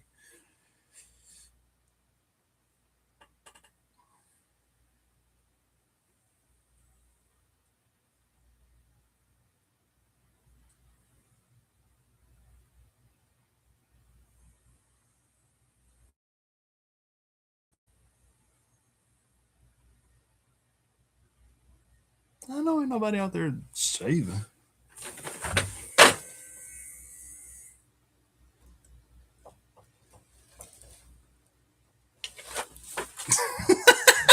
I ain't like the door. Anyway, it was in the night. Again, the dreams that happened at night. This energy that, like, even amidst the darkness, or even in the darkness, even during that long winter, even during that long winter, there were signs of life, signs of light. And thank goodness for that. I feel like, honestly, I've said a lot today, and I have not given a shout out enough to the folks who have been about it since day one, and not to diss anyone who wasn't necessarily about it since day one. Because again, like for the things that we don't know, we don't know. And sometimes it's necessary for us to be made aware of things. All of us, right?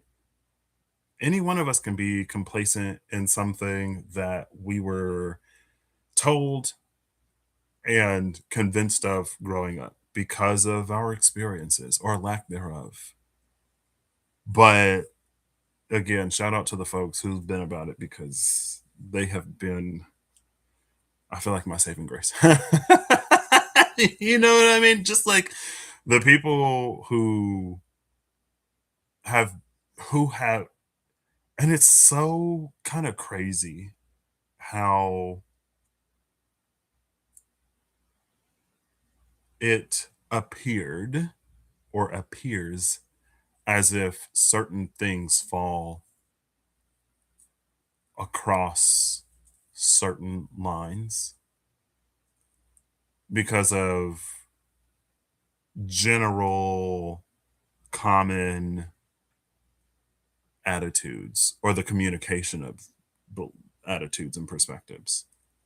So, like, shout out, because again, it was for a minute, it was wild that I was seeing more compassion from the folks on my social media than I was from some of the folks that are supposed to be these lights bestowed upon us lowly mortals to help us get to this better, brighter future or whatever.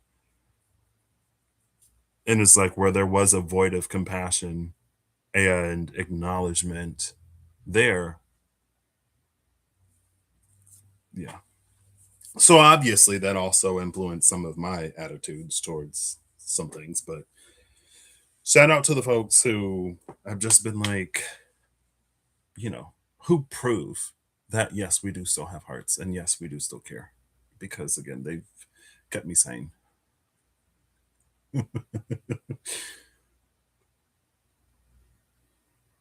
Cool. Anyway,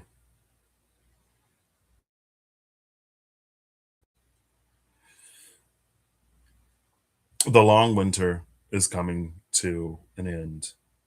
In the darkness, there have been things developing, growing. There's a richness that is ready. It reminds me, there's this thing I used to see on Tumblr all the time back in the day. And it was like scientists remind government that clean energy is ready to go whenever. Right. So whenever we're ready to stop polluting and like burning fossil fuels and like making our experience just generally worse, the technology already exists to, for the day that we're ready. Just like those formulations. The flavor may be a little different and the color is definitely going to be different. I had a German Mountain Dew and the flavor was all right. It didn't give me the caffeine headache or whatever like Mountain Dew here can, but the color was definitely a little off. But it was still good. I know. It was still good. But yeah, the formulations already exist out there.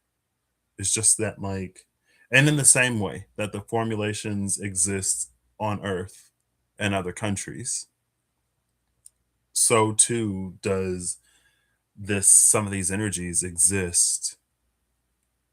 Again, it's that energy of assets that have become available.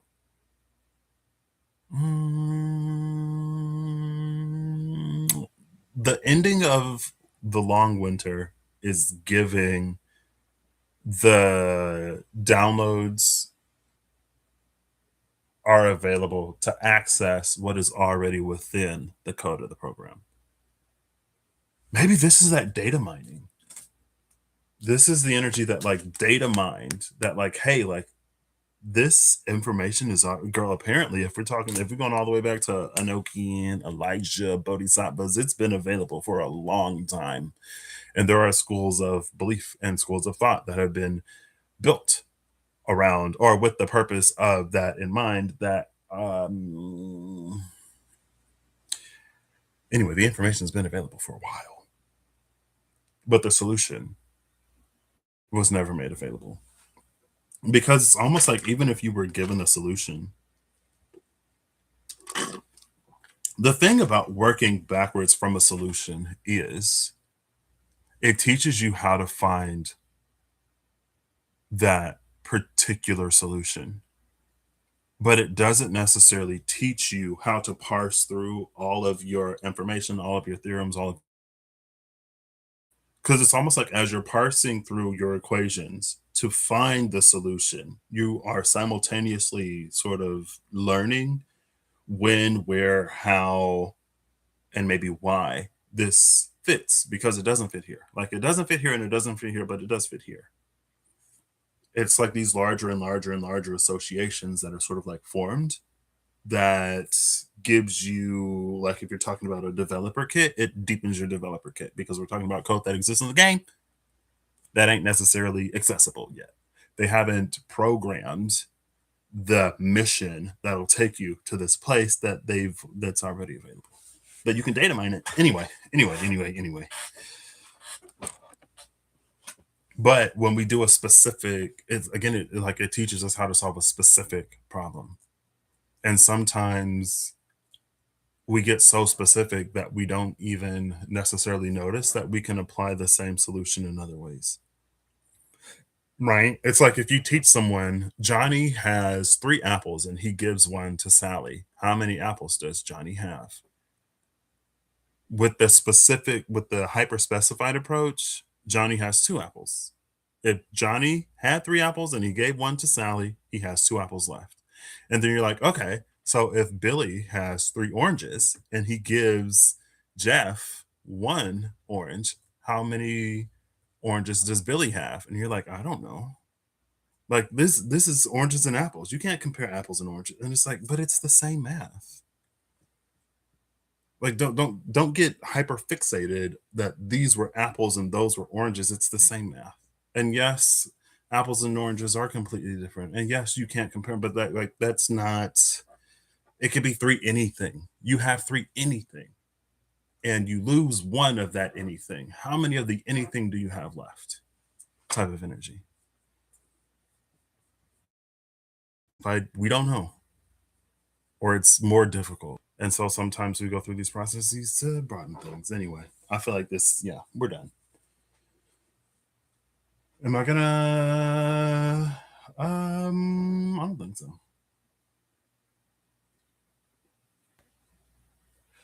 But with this, so this walks in the duality. We have the duality of light here, right? And it was the energy of the footprints and the soul prints. So it's to be both a particle and a wave. Like we know that light can be either a particle or a wave, but it's to be both a particle and a wave. And I would have to rely on the Googles to even know what those phenomena are.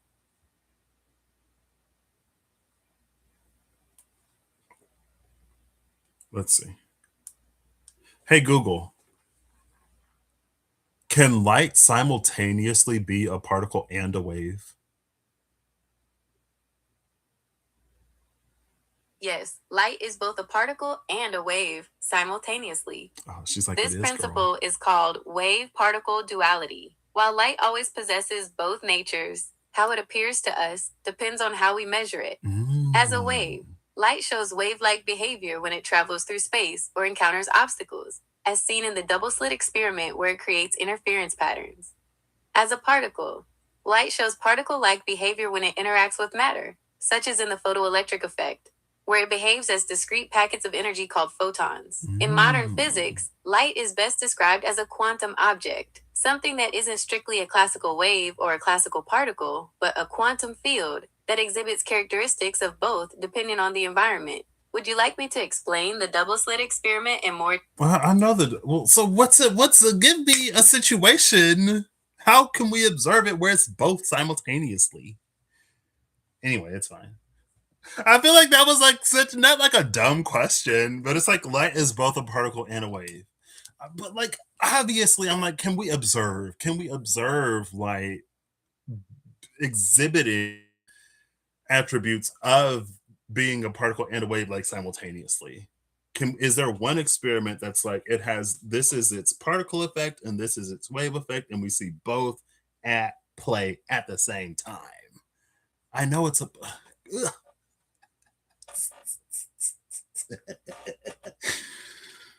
Anyway, um, it's interaction with matter. Interaction with matter is the growth, right? Things grow. The wave,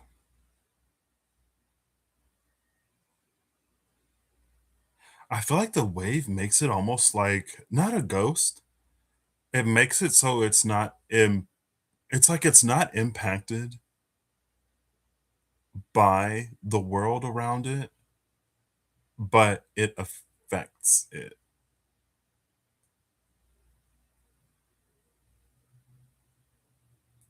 Question mark.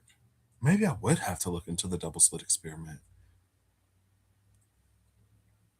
That's beyond the scope of this, isn't it?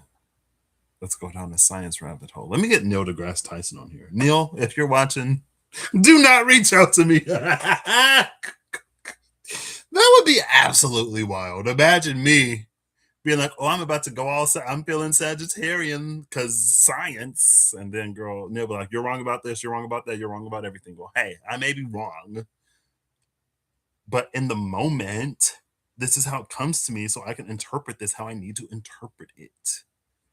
I feel like if you've ever like when you're in the flow, girl, sometimes you misspeak. I could say, "Look at this." I could say like clearly says nine. You know, it'd be like that sometimes. I can say Queen of Cups and it's the Queen of Wands, or I can say Queen of Cups and it's the Three of Pentacles. You know, it's like the language gets jumbled up, but the communication of the vibe is there. It's more so the communication of it's like ideas, right? Spoken in ideas, communicated through whatever. So anyway. Or maybe with this fusion, it's to take advantage of it's girl, she's Danny Phantom. It's like sometimes immaterial, sometimes immaterial. You can go ghost to get through a wall or to let something pass through you, but when you need to interact with the world, you can. Now, which is pretty much the same um practice, right? Like isolate and pull away and don't be affected from the world around you. But at the same time, it can be difficult to put yourself in a position to be unaffected by something, but to also affect it, right? And again, it's like, hey, we need some disaster relief over here. So we could really use a first responder.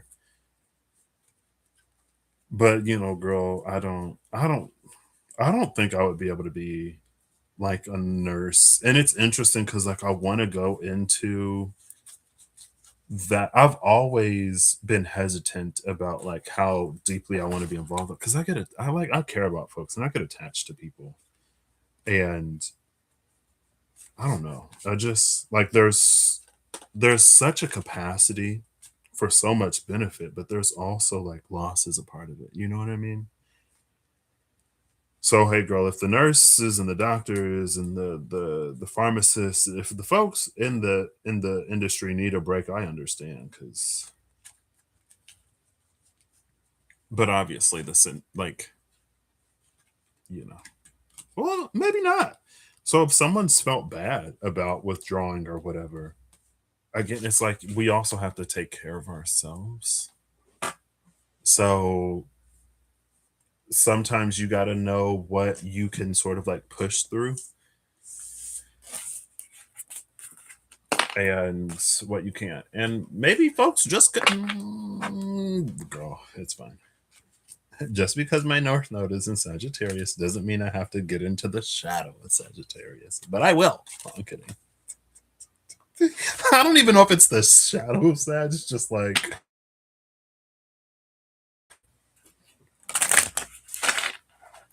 but then again, it's like I feel like if it's that case, it's like maybe you should get into another line of work, right? Like if you're so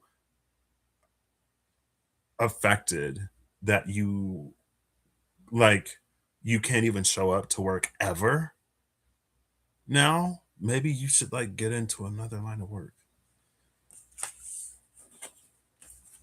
That's not why I don't necessarily claim this. This is just something I do. Um, kind of. I mean, I feel like that's how it really started. That's how my North Node, and again, like my North Node Sag would have never necessarily come into, like, it never would have been activated because if I were seeing what I felt needed to be heard, or a perspective that I felt was also important for the sake of the conversation, like if other folks were saying it, I would have never said anything. And that's something from the beginning. Like I was like, I know I'm having the experience that I need to have right now in order to get where I'm going in my life. But also at the same time,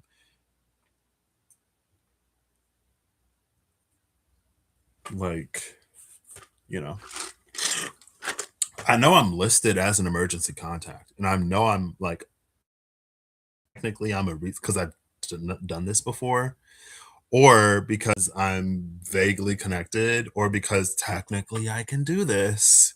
But it's like I'd prefer if you like, you know, go to your person that's like designated to do this.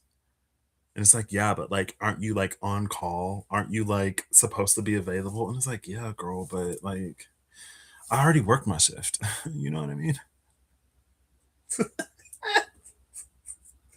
Let the people who was on the clock do the job. I'm like, yeah, I'll help out, no problem. Oh, don't worry about it. Like, I've been in your position, girl. I know it can be whatever. I mean, honestly, I feel like that would be my attitude. It's like I know it can be like real rough, and it can be a lot sometimes. So yeah, I'll help out. It's fine. Like I am on the, that is my number listed. You were told to contact me if you need me. So hey, but I much prefer to do my job anyway. Ooh. Oh, what's up with these threes? Every time I'm getting like three cards fall out. Needle, Bliss, and Needle and Win. Needle and Win is an interesting combination because they're like mirrors of each other.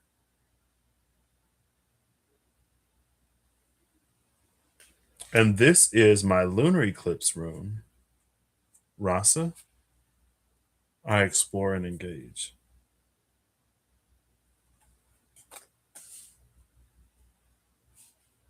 So that's an energy of like,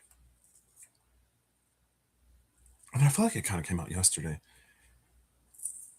It did kind of come out yesterday. Um,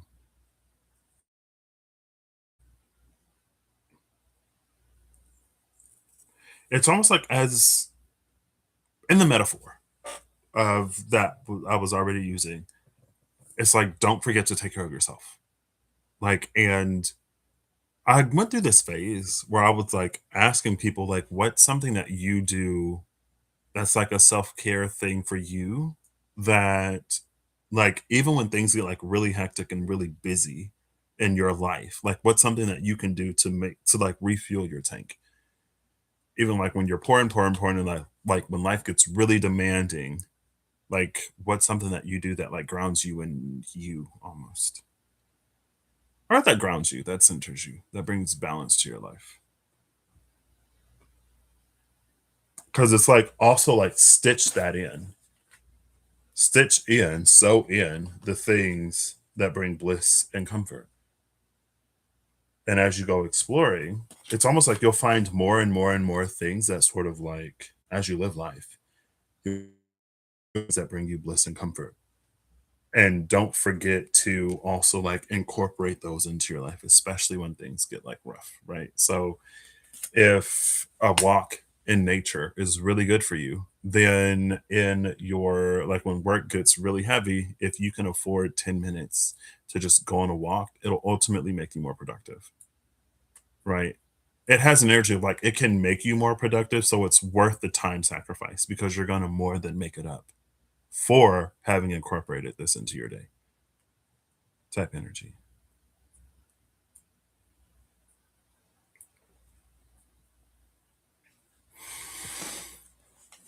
Bottom of the deck is Ool. Owl senses number 55.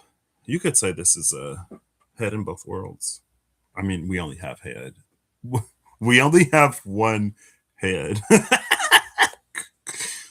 So an eye in both worlds, like there's the one eye over here and then the one eye over there, and that all together makes up our vision. We don't have to blind ourselves one way or the other. It's the whole picture.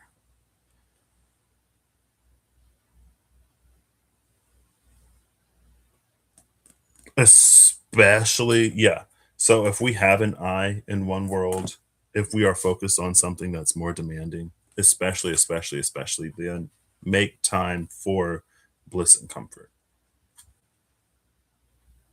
Because ultimately, again, it's going to make you us more productive. Sometimes, again, like you might have to disengage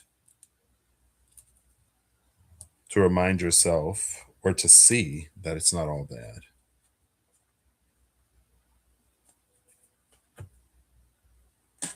It's very much so like remember why you're doing it or remember who you're doing it for type energy. Because when the work get crazy, sometimes it's like, you know what? Or sometimes it's just like, and then again, the it's like our productivity just like naturally declines.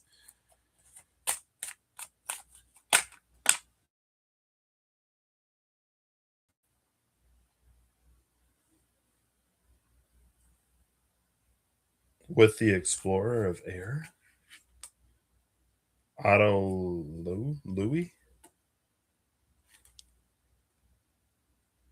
Judgment, Natural Selection.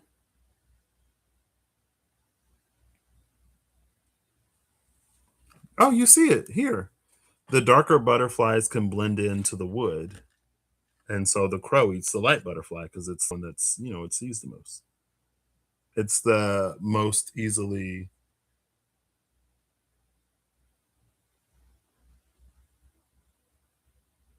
um, you can see it the easiest.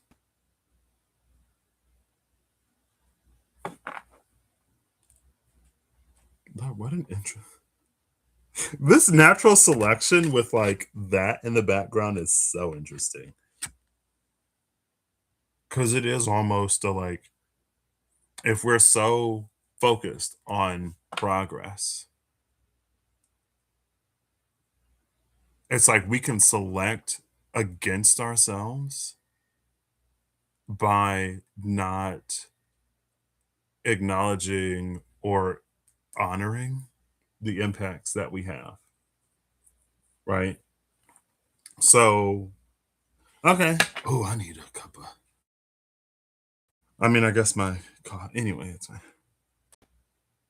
like with all of the smog that's being produced there from the factories. It's like they're like, oh, make stuff, make stuff, build, build, build, and that's like progress. But they're making that like they're causing so much pollution in the air and the water and what grows that they're selecting against themselves. So again, with the bliss and needle, it's like that's why we have an eye on both worlds. So we can see both, right? Because if it comes at the rare health, of our, like, even if it's like work, right? If it comes at the risk of our health, our livelihood, our happiness, or our family, if it comes at the risk of what's important. And again, that's the whole like remembering who and why we do whatever. Because is it worth it to invest so heavily in one thing that we lose the other?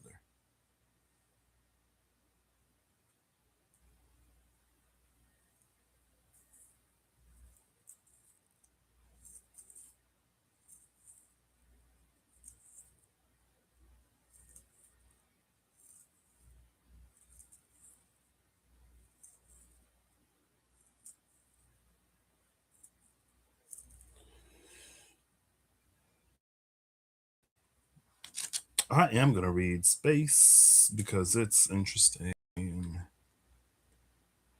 She's giving, is this a helix? A helical galaxy?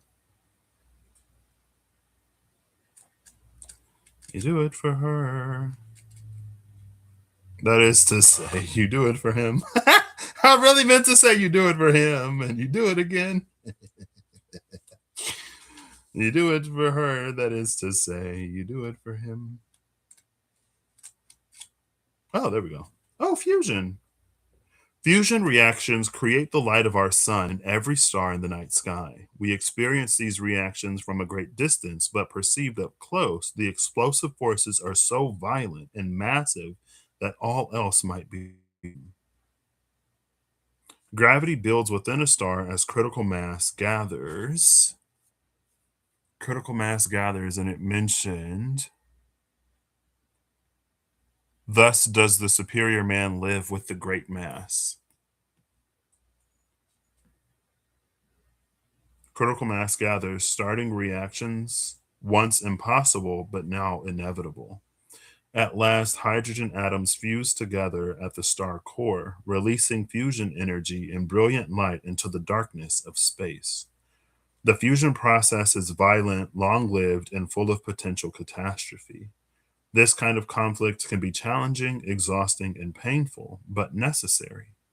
In the future, wait all the hopes and possibilities. In the future, wait all the hopes and possibilities of life. In the past lie all the imperceptibly slow movements that led to this cataclysmic flash. This moment delivers an overwhelming challenge, and you must respond to it. That was the fusion that came out. I'm looking for the Nine of Wands and open to the Five. Interesting. I'm like, I should have read it. It's like I read it without reading it from the book, but if I read it from the book, I mean, I guess I would have just did both. Space is vast and almost entirely dark. As we begin to grasp the immensity of the cosmos, we comprehend the emptiness that lies between the stars. Distances separate us from all the stars in the night sky. This grand perspective marks a moment of reflection and internal revelation on your relationship to the world. Reaching this point helps you to understand your place in the universe. After experiencing triumphs and setbacks, your work is in the world and you experience the world's response. By tapping into inner strength and taking the time to reflect, you can come to understand the small but unique contribution you alone are able to make. You're one small star in a much larger cosmos. I feel like that's supposed to be RE. You are one small or no. Ooh, girl, look at me correcting the book. I was like, I feel like that's supposed to be, well, maybe it's both. It's both. She's both. Are in a much larger cosmos, and you're one small star in a much larger cosmos. So you are a star in this much larger cosmos, but also that your impact, that light that you bring, that's your small star. So you are a small star, and that's your small star. Cool. Yeah. Yeah. Look at me trying to correct whoever wrote this. It's like,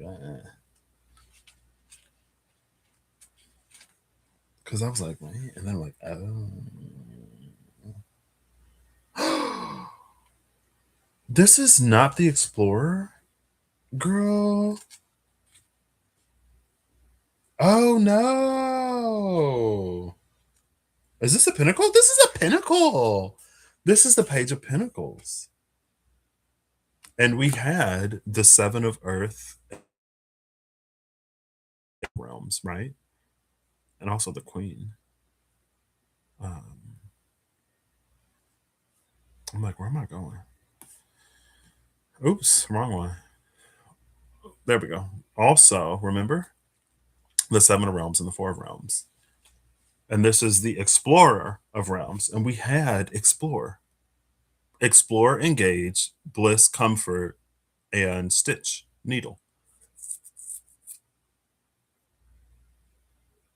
So it's almost like, because again, there's the thing of like these assets are already coded into the game. Usually there's a quest or an announcement that something is available. But because of the Explorer, and also with that Aquarian energy, maybe it's like Aquarius provides the technology or the insights, but it doesn't necessarily tell us how we're going to use it. There are lots of and again, technological advancement, progress. Under this is wildfire. Under that is geothermal. Are we going to just completely kill the environment? Hmm. But like the earth on which we live and breathe, you know, is it worth the way that we're going about doing some of these things? Ooh. She's like, yeah, and I hear you using Gemini, you using AI. You know how thirsty? It's like, I know I'm drinking my McDonald's and I'm using Gemini. I'm part to provide the pressure. Hypocrites. anyway, anyway, um, girl, where was I? What was that? Oh yeah, yeah, the Explorer. So it's like usually there's like an update or something that makes people aware of like, hey, this content is now accessible. And what you're downloading is like the right to access it. But the assets are already there. They were in that much larger package. Um, but with the Explorer of Earth, when we have that Seven Realms, Four of Realms energy, it's almost like it's not being publicized. The assets are available, the content is available, but it's not necessarily being talked about. Which kind of sort of goes back to that one shot energy last time of it's like if you were to ask the question, you would get an answer, but it's so far removed from one's like who would think to ask, hey, can Apple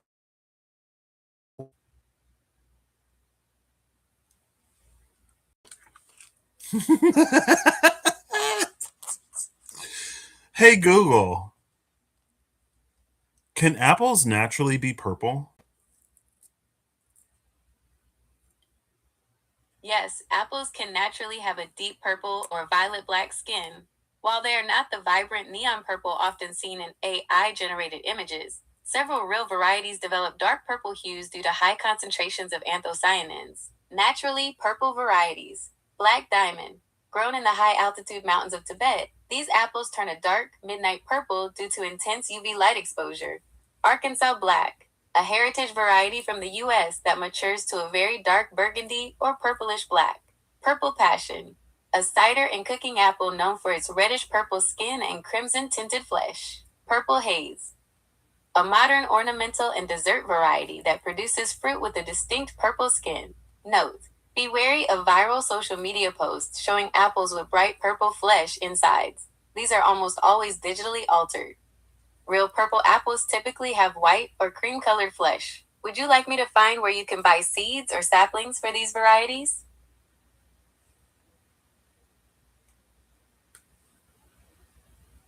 I feel like that just further illustrates the point.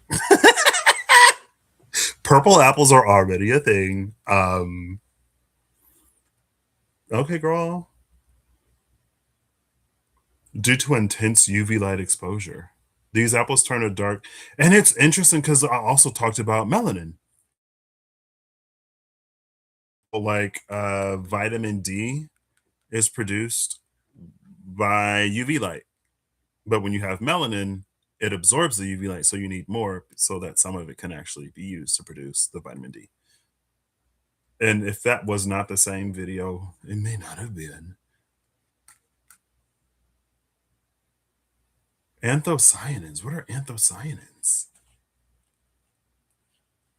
I'm sorry.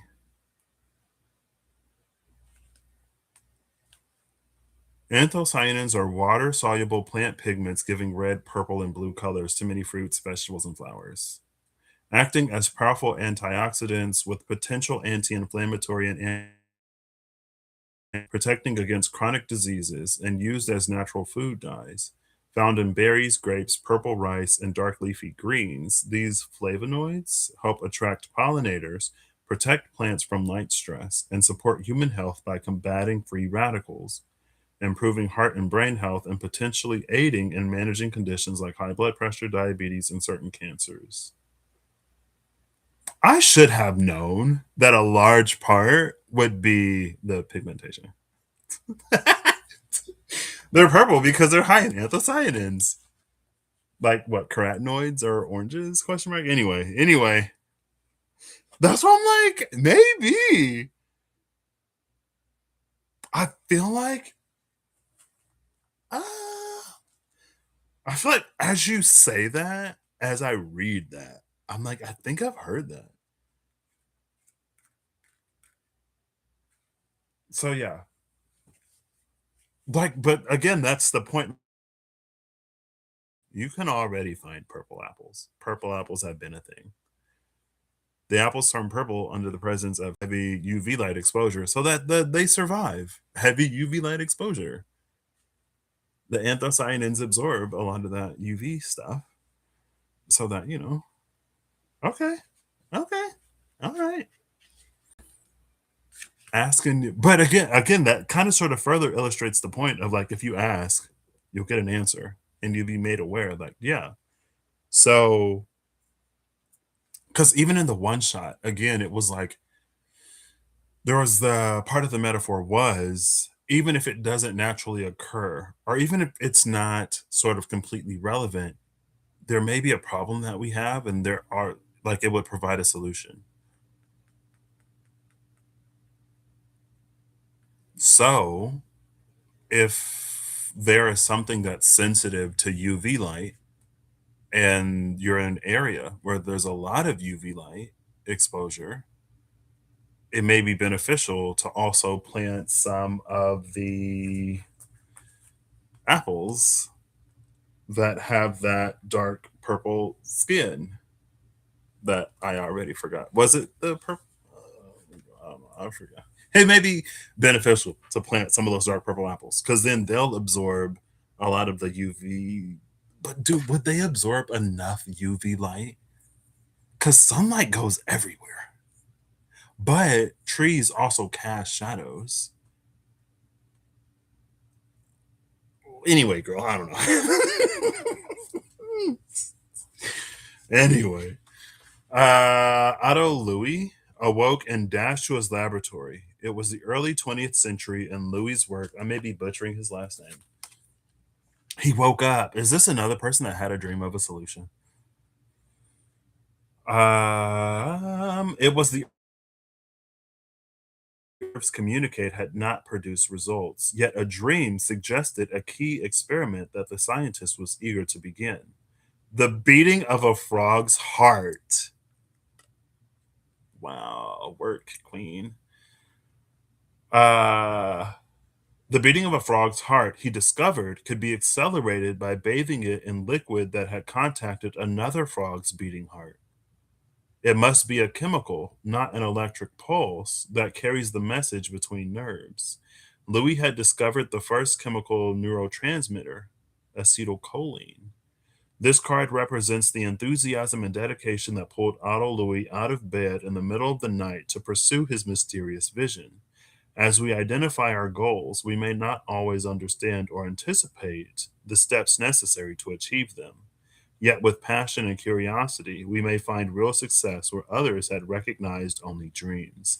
And it's interesting because last time we saw the High Priestess, the Guide of Dreams, the Seven of Cups, and the Crow Tarot mention dreams. And I feel like even in that one shot, it was like, a dream could be the medium through which this one shot happens that can influence the main campaign.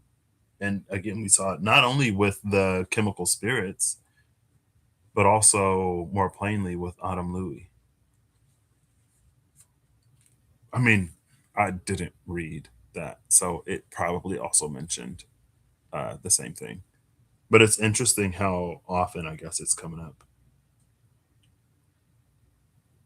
So I did actually have that as another aside. I did actually ask my number one fan um, that like how can you tell like confirmation versus confirmation bias, right? Is this confirming what I was like the whole thread and theme of this, or am I biased to interpret it in a certain type of way? When the book literally writes it, that's confirmation, girl. Anyway, and that was like days ago, and it's fun because even like the one shot came up earlier. Should I take another shot? It is like not even one.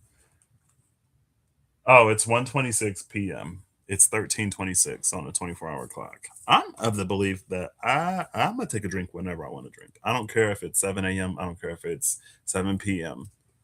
But also, I don't typically drink so much that, whatever.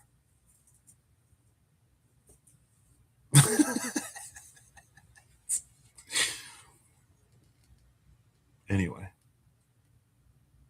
and it's here we have space, which mentions your light in a greater constellation, in the greater cosmos.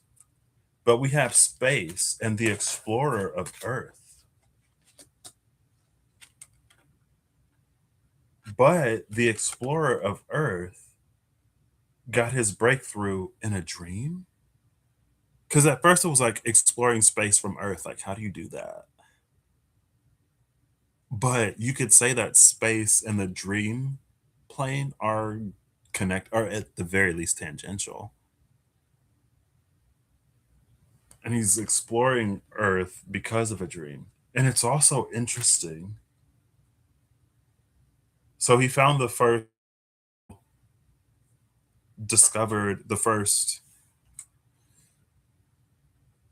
chemical neurotransmitter. It's like the neurotransmitter, girl. I'm not getting into that. I'm not getting into that. He discovered the first neurotransmitter, acetylcholine, by placing.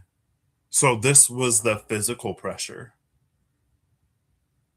to stimulate someone's heart. But here it is, you could say, resonance. He placed it in liquid that had a beating heart in it, and then it began to beat. And communication is literally, right, the responsibility to communicate and the purpose of communication. You could say, I could interpret that as I have a responsibility to communicate in these ways. There's a lot of stuff. And again, like some of this, I feel like I've already said it. Doesn't matter. Um, but the purpose of communication is to expand horizons and to just get different perspectives, right? I could be dead wrong, girl. But maybe in all of my wrongness, there's a perspective that gives you something that actually is relevant or matters, right? Maybe I'm so far off base It's like I was saying, like when we work to solve a problem, maybe I'm so far off base that you actually like have an idea, inspired to find the real solution. And maybe I don't. Again, take it if it resonates as it resonates, and if it doesn't resonate, don't take it. But sometimes it's the things that don't resonate for us that may be, in some instances and situations, actually more beneficial than something that would have resonated for us. Sometimes us learning what something is not is more helpful than being told what it is. Because when we learn what it's not, it's like in trying to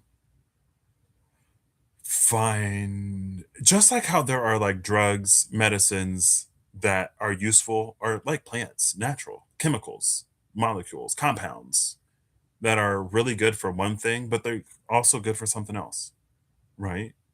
We can discover the other thing good for rather than just like the one specific thing that we know that it's always been used for, right? Cool.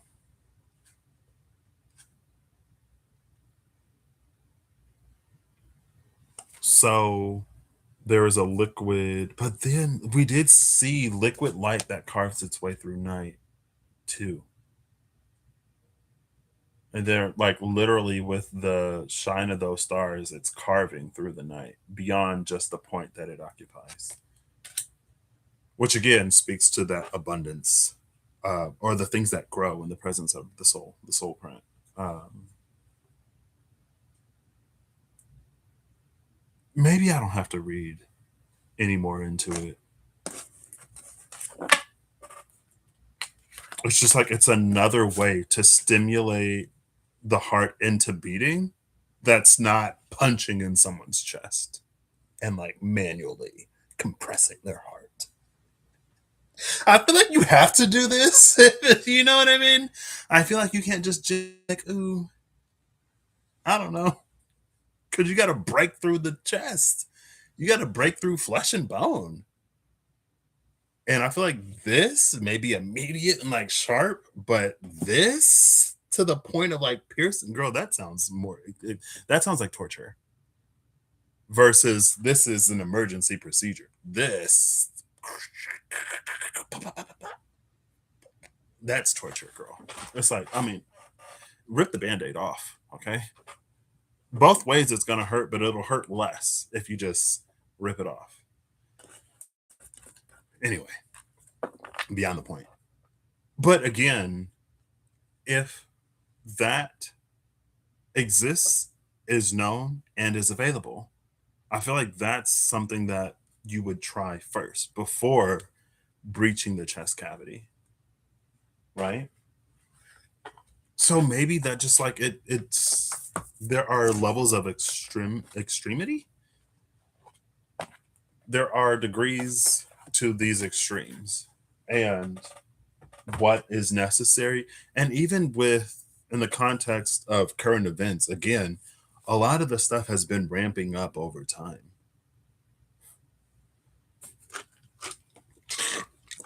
You could say it's been ramping up over time, but some of it started pretty severely. Some of it started with, puncturing the chest cavity. Anyway,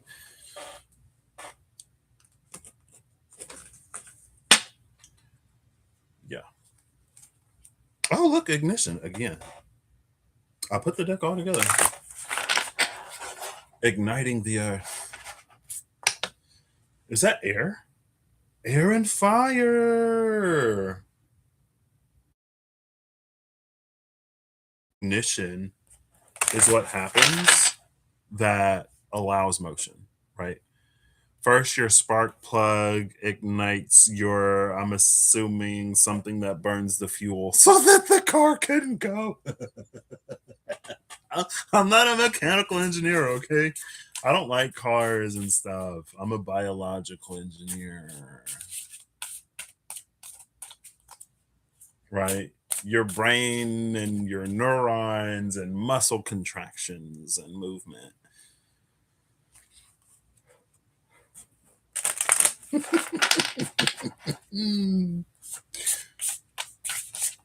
Ooh, okay. Oh.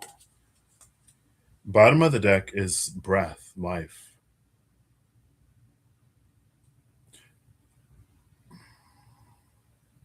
This is so interesting. We just had the imagery of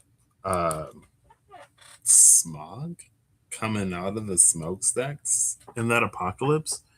But here she's like breathing this clean air that are coming out. I assume is I mean let me wear my shame publicly today, girl. I never took anatomy. I'm not a I don't okay, let me not go that far. My concentration was pharmaceutical process engineering, and I took dosage forms 1 and 2. I did my pharmacy requirements. I did not take anatomy because the class without the lab is full and I'm squeamish. Okay?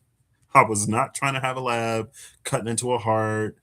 We had an anatomy in my high school and they was doing like what frogs or cat cadavers, girl. I'm like, I can't, I can't. So I have knowledge of like I know that the endocrine system is a thing. I know that lungs are a thing, right? The blood goes into the lungs and it oxygenates it. Deoxygenated blood goes in, oxygenated blood comes out. That blood is circulated around the body, it goes into the heart, pumped arteries away. But I'm like, I feel like this doesn't I feel like that's not what a lung looks like. I feel like a lung doesn't have 4 tubes just out the top. I'm pretty yeah, because the blood goes in isn't in anyway. This imagery is interesting when we just saw something similar with um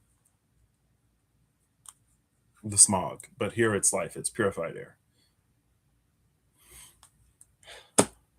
Goodness. Atoms and mountain, literally building clarity. 40 and 16. Atoms building, mountain clarity. Building clarity and life. She's breathing that clean mountain air. That's one of my favorite things. Um, I missed the bite of cold air. And apparently cold air don't bite the same everywhere. Because I saw a reel of someone, I think from Northern England, who was living in Boston. And she's like, the cold over there is different than the cold over here. She was like, the cold over here like assaults you. Um, but like that bite of like cold air, I kind of missed it. I kind of love it low key. Low key. Like if that was the entirety of my experience, girl, I'm sure it wouldn't be as cute. But like that first bite of cold air is like, oh, winter is here.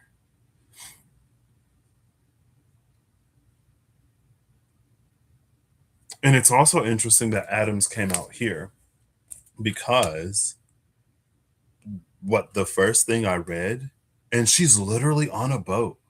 She's on a boat, and Adams is here. It was Quantum C, and it talked about navigating like subatomic, right? Isaac, was it Isaac Newton? I'm pretty sure it was Isaac Newton. Isaac Newton's simple rules gave us like particle physics question mark, which is about atoms. But now knowledge has progressed to the point that we know there are subatomic particles. So it's like the building blocks that make up those simple rules and basic theories. And now there's clarity. What at first seemed contradictory, or what at first seemed self contradictory, because we're applying the laws. It's like when you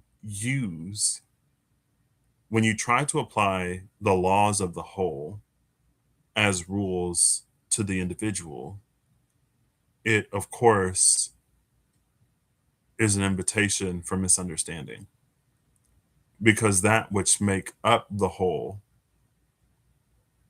aren't entirely the whole themselves. They are whole, but they're not themselves, right? So if red plus blue equals purple, you're going to get aspects of red and you're going to get aspects of blue. But if you apply the laws of purple as rules to red, it's like it's bound to invite confusion.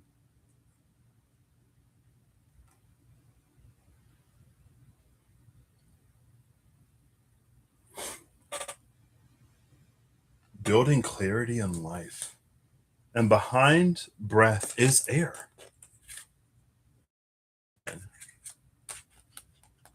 And behind air is time. You could say this is literally life. Life is the time of air. As long as air is pumping through our lungs, like that's life. As long as we're breathing, right? That's life. The time of air when we're breathing. Air time, life. Airtime, that's making it sound like a TV show.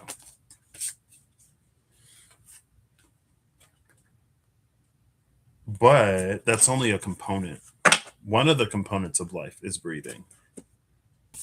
And there are different organisms that breathe in different ways. So lungs aren't always like plants don't have lungs. They take in air through their stoma.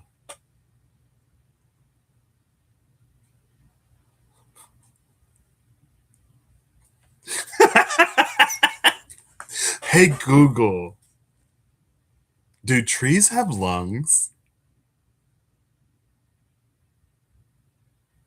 No, trees do not have lungs. Instead, they exchange gases through tiny pores called stomata, which are usually found on the underside of their leaves. While humans use lungs to actively pump girl. air. All right. I'd be like, it'd be wild. I'm like, I'm pretty sure they have like, I said stoma. I think a stoma is the thing that they put in so people can breathe. Stomata. Um. Anyway.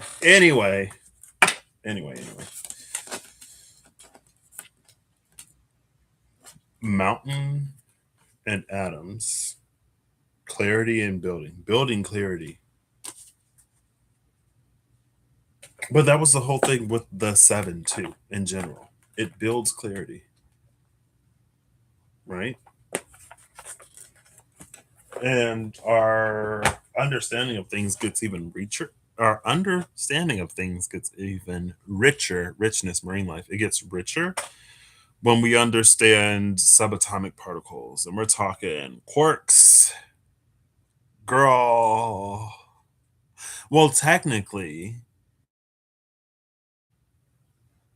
are protons, neutrons, and electrons, they're atomic particles because they make up atoms. Subatomic particles are like quarks.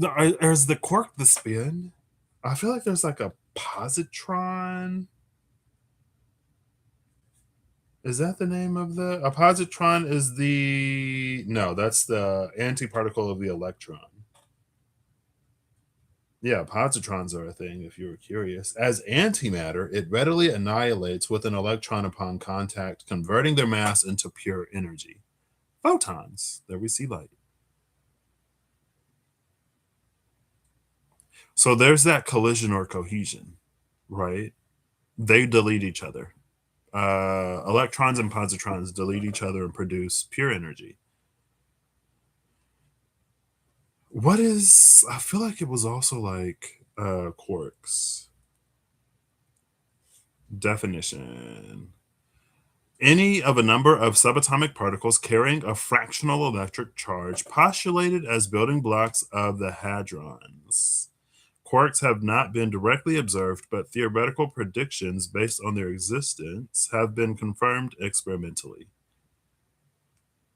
What are they like? I feel like they have names though.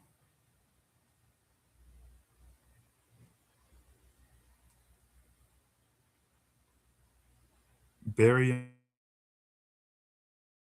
quark gluon plasmas. For some reason, I feel like one. Yeah, a proton. No, a proton is composed of two up quarks and one down quark.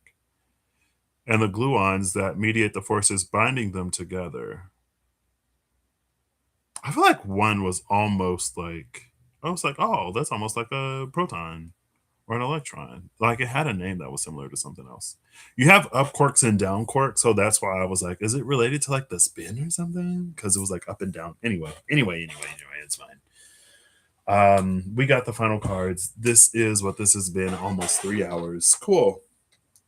Key takeaways. Ooh, I feel like I used to, I don't know if I still necessarily do. I used to do like a kind of wrap up at the end. So if you watch like the last half an hour to 20 minutes, you would know what the previous 4 to 5 hours was about, roughly. Um, the I Ching today, oh yeah, let me go back to it because we started here. Darken the light, earth over fire. Right? So I started with, I keep pressing AFK. I started with this, right? So we got the role of Aquarius, the Seven of Realms, the Four of Realms, the Empress, the Chariot, Earth and Fire. When I saw Earth and Fire, I was like, oh, two elements. I Ching, Earth over Fire, and it's I Ching number 36, Darkening of the Light. I went to the Richard Wilhelm interpretation. The judgment is darkening of the light in adversity. It furthers one to be persevering.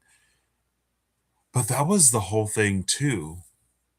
Like when the world goes dark, shine brighter. But this is kind of like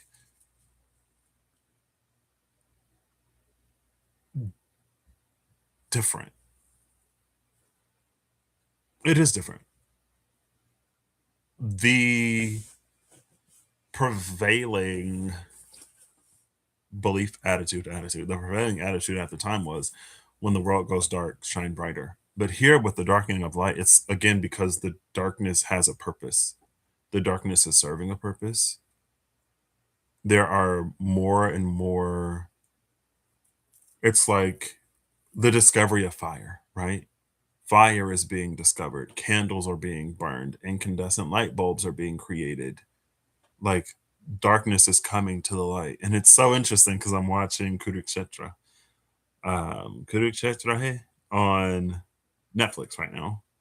And I'm at the point where they're like, it was literally like, it like on this battlefield was playing out the battle between light and dark. Anyway, there's a purpose. Lights are coming on. It's like it's been so dark for so long that, we are discovering fire. We are burning candles. We've discovered electricity and we're using it to create light, right? Now maybe fusion. These girl sun is this big old fusion ball, right? That has these particles doing whatever. And, there's, yeah, anyway. The image is the light has sunk into the earth, the image of darkening of the light. Thus does the superior man live with the great mass. He veils his light, yet still shines. Right? So then from there, we went into the Seven of Realms and the Four of Realms, reading like there are assets that are available. First, it was assets already coded into the experience, but may be locked behind certain whatever, right? Access has not necessarily been publicized, but the assets are available. Um, and it's like if you data mined it, you would see that it's already there. Aquarius kind of went, well, that's where we started. Then I pulled the card, and the card was the Queen of Coins. Queen of Coins and the Empress is very interesting. Before here, it was an energy of like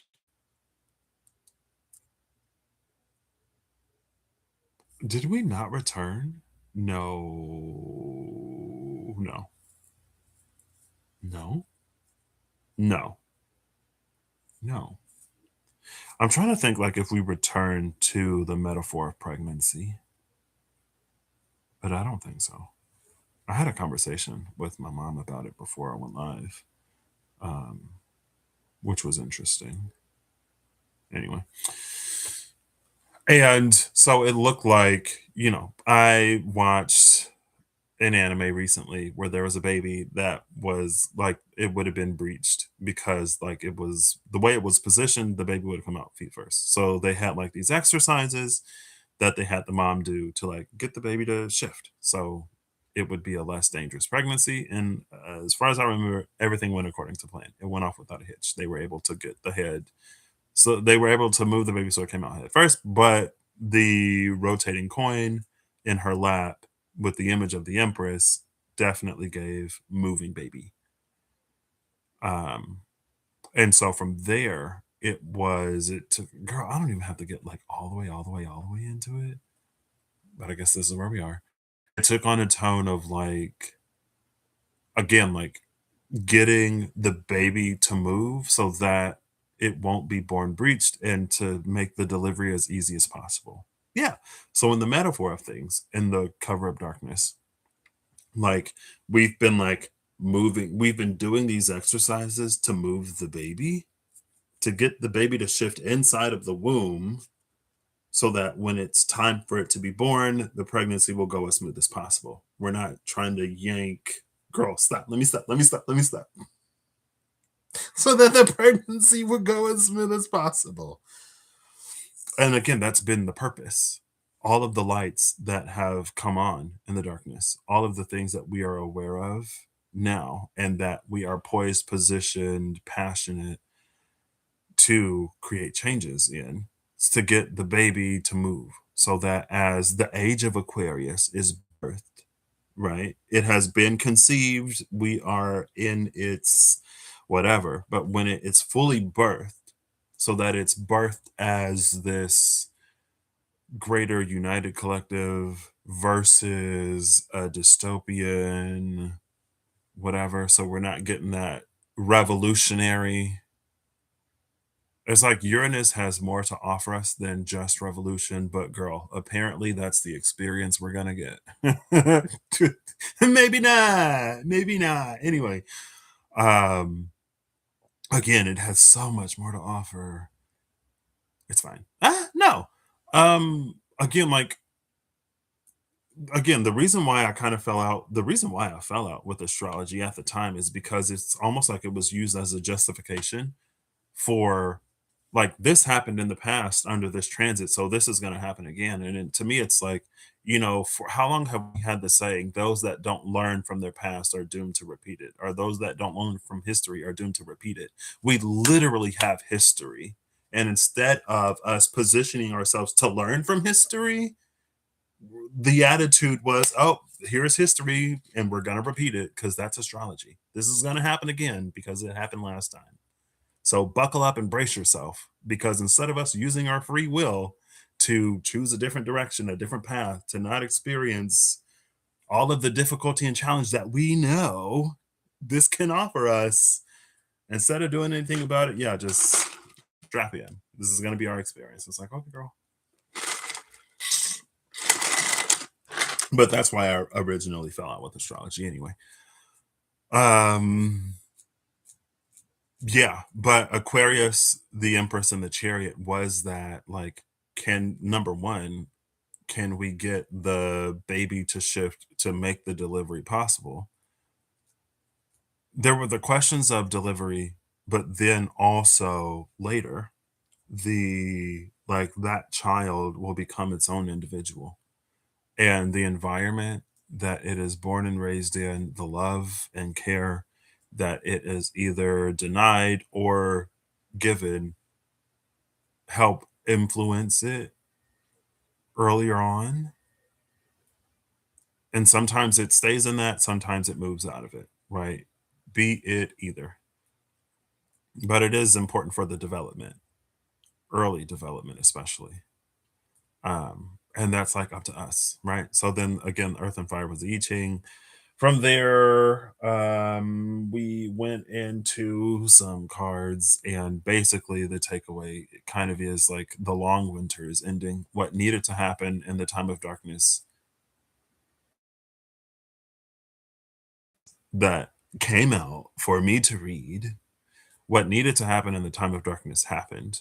And it's like, because everything that needed to happen in the time of darkness happened, when the sun comes out, folks are ready to move.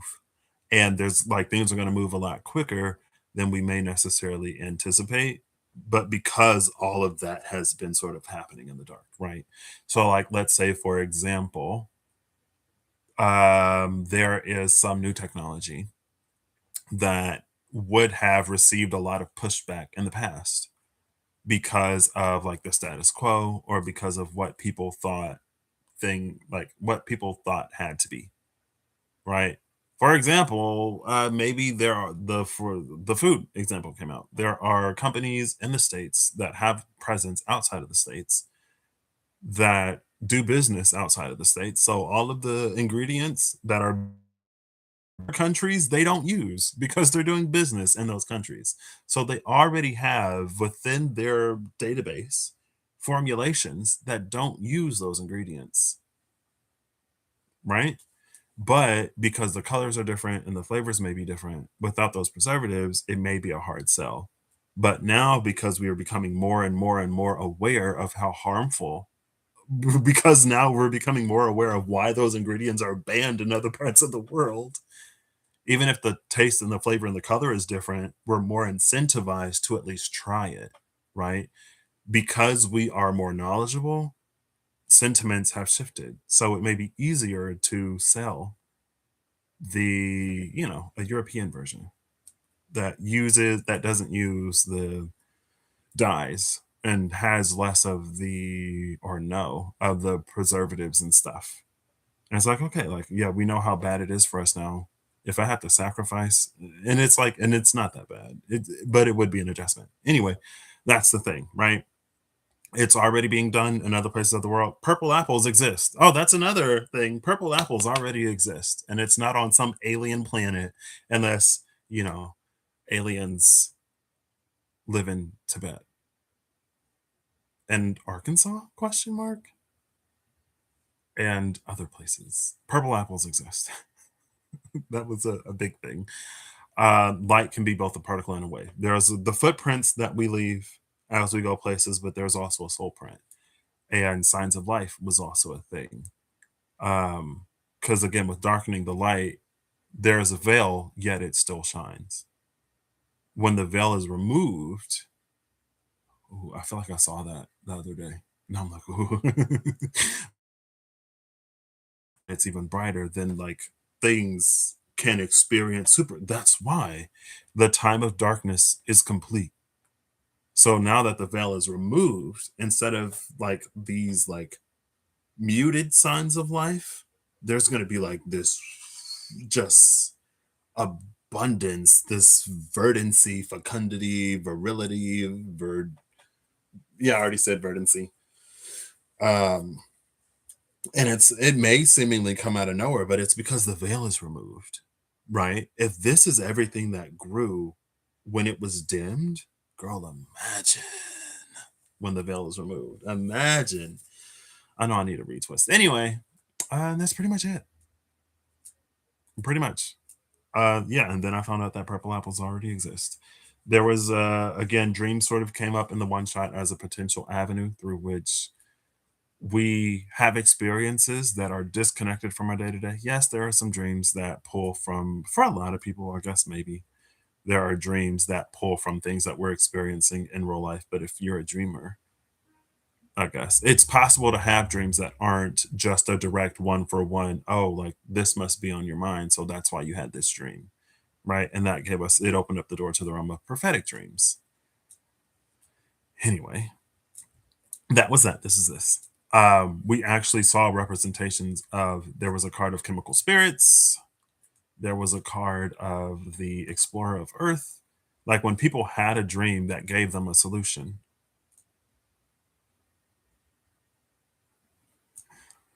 It gave them a solution to the day-to-day problem that they were having. Yes!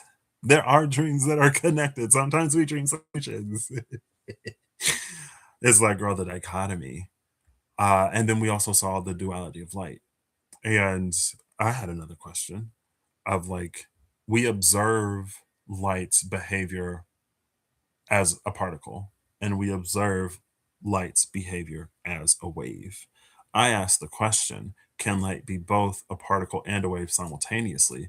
And Google was like, yeah, because light is a wave and a particle simultaneously. That's what it is. I meant to ask, can we observe it in the same experiment or in the same conditions, being both a particle and a wave? And now that I think about it, photosynthesis may be that observation. Is it a particle though? The photon part, yes. Because chlorophyll absorbs the energy of like the photon or the wave.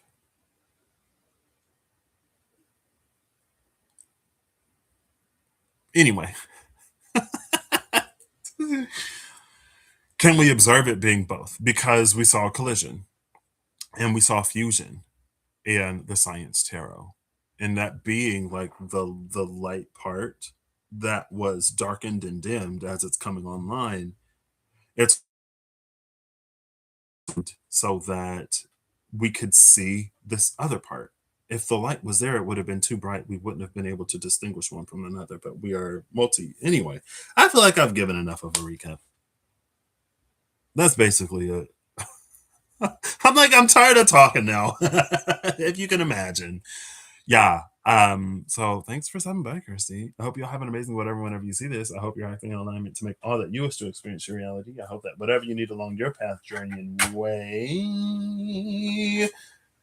you find. I am gonna pull a star dragon because I have him here. And I'm interested. I saw like the dragon oracle, and I'm like, I don't want a dragon oracle today. But I will do a star dragon. A star dragon just to wrap it up. Yeah. Anything more than that, girl. I know 3 hours is a long time, but maybe you could, like if you got 10 minutes, maybe just randomly go to 10 minutes in a video, and maybe something will resonate for you there. Maybe it won't. Maybe if it doesn't, that's your sign. Hey, this one, you will watch and view how you watch and view, and you will discern how you discern. The purpose of communication and the responsibility to communicate. I have fulfilled my responsibility. Now its purpose will play out however it plays out. All right, Star Dragons. I only want one.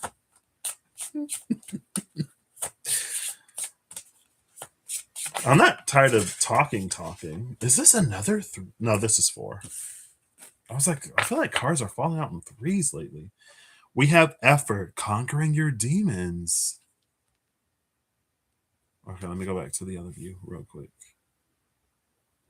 See, when I switch from this view to the other view, here, like I set the camera to fade, but since that's the whole view fades. With this one, okay, well, maybe wait. Yeah, it fades between both. All right, anyway, sorry. Effort, conquering your demons, facing those things. And then we have resources, which is number 2. 2 is the high priestess, which was the guide of dreams that we saw yesterday. Also, the card of resources, it's interesting. And then inspiration. 2, 3, and 4. What? A need for wisdom. Wow. Wisdom. Asking questions. I skipped the third one, inspiration. So we have effort, conquering your demons. And then resources, inspiration, and wisdom. Conquering your demons is important because it positions us to ask questions, number one, beyond the immediacy of our circumstances, but for two, now it's like we can ask questions to help us grow rather than asking questions to help us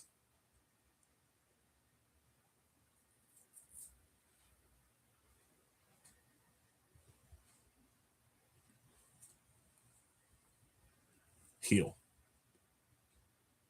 Like healing is growth, and there is expansion that happens because of it, but it's a lot more self-contained. And again, with the explorer of Earth, we're meant to explore and expand and go beyond.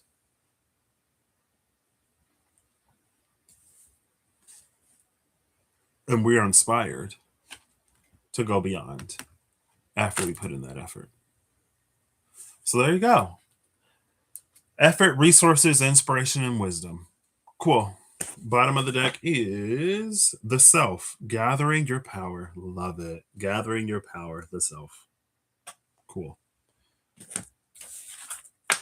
And apparently, not expanding.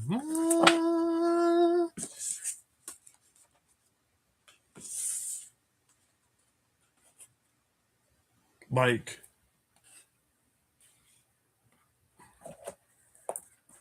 there is the knowing of us, our gifts, that happens within the container of the self as we navigate our own lives and stuff like that. But it's like the scope, there's a wider scope that exists that we will only find if we've conquered the self and asked the and are wise enough to ask questions that get us to expand that. And I'm just gonna leave it as conquer the self. To me, conquering the self doesn't mean dominating the ego or decimating the ego and like carving ourselves up into these pieces and picking out the best ones. But hey, if that's what conquering the self means to you, then sure. Conquering the self to me is like bringing it all to the table, being aware, being able to look at it, being able to have conversations with the self, and then moving forward as a unified whole, being whole, and not.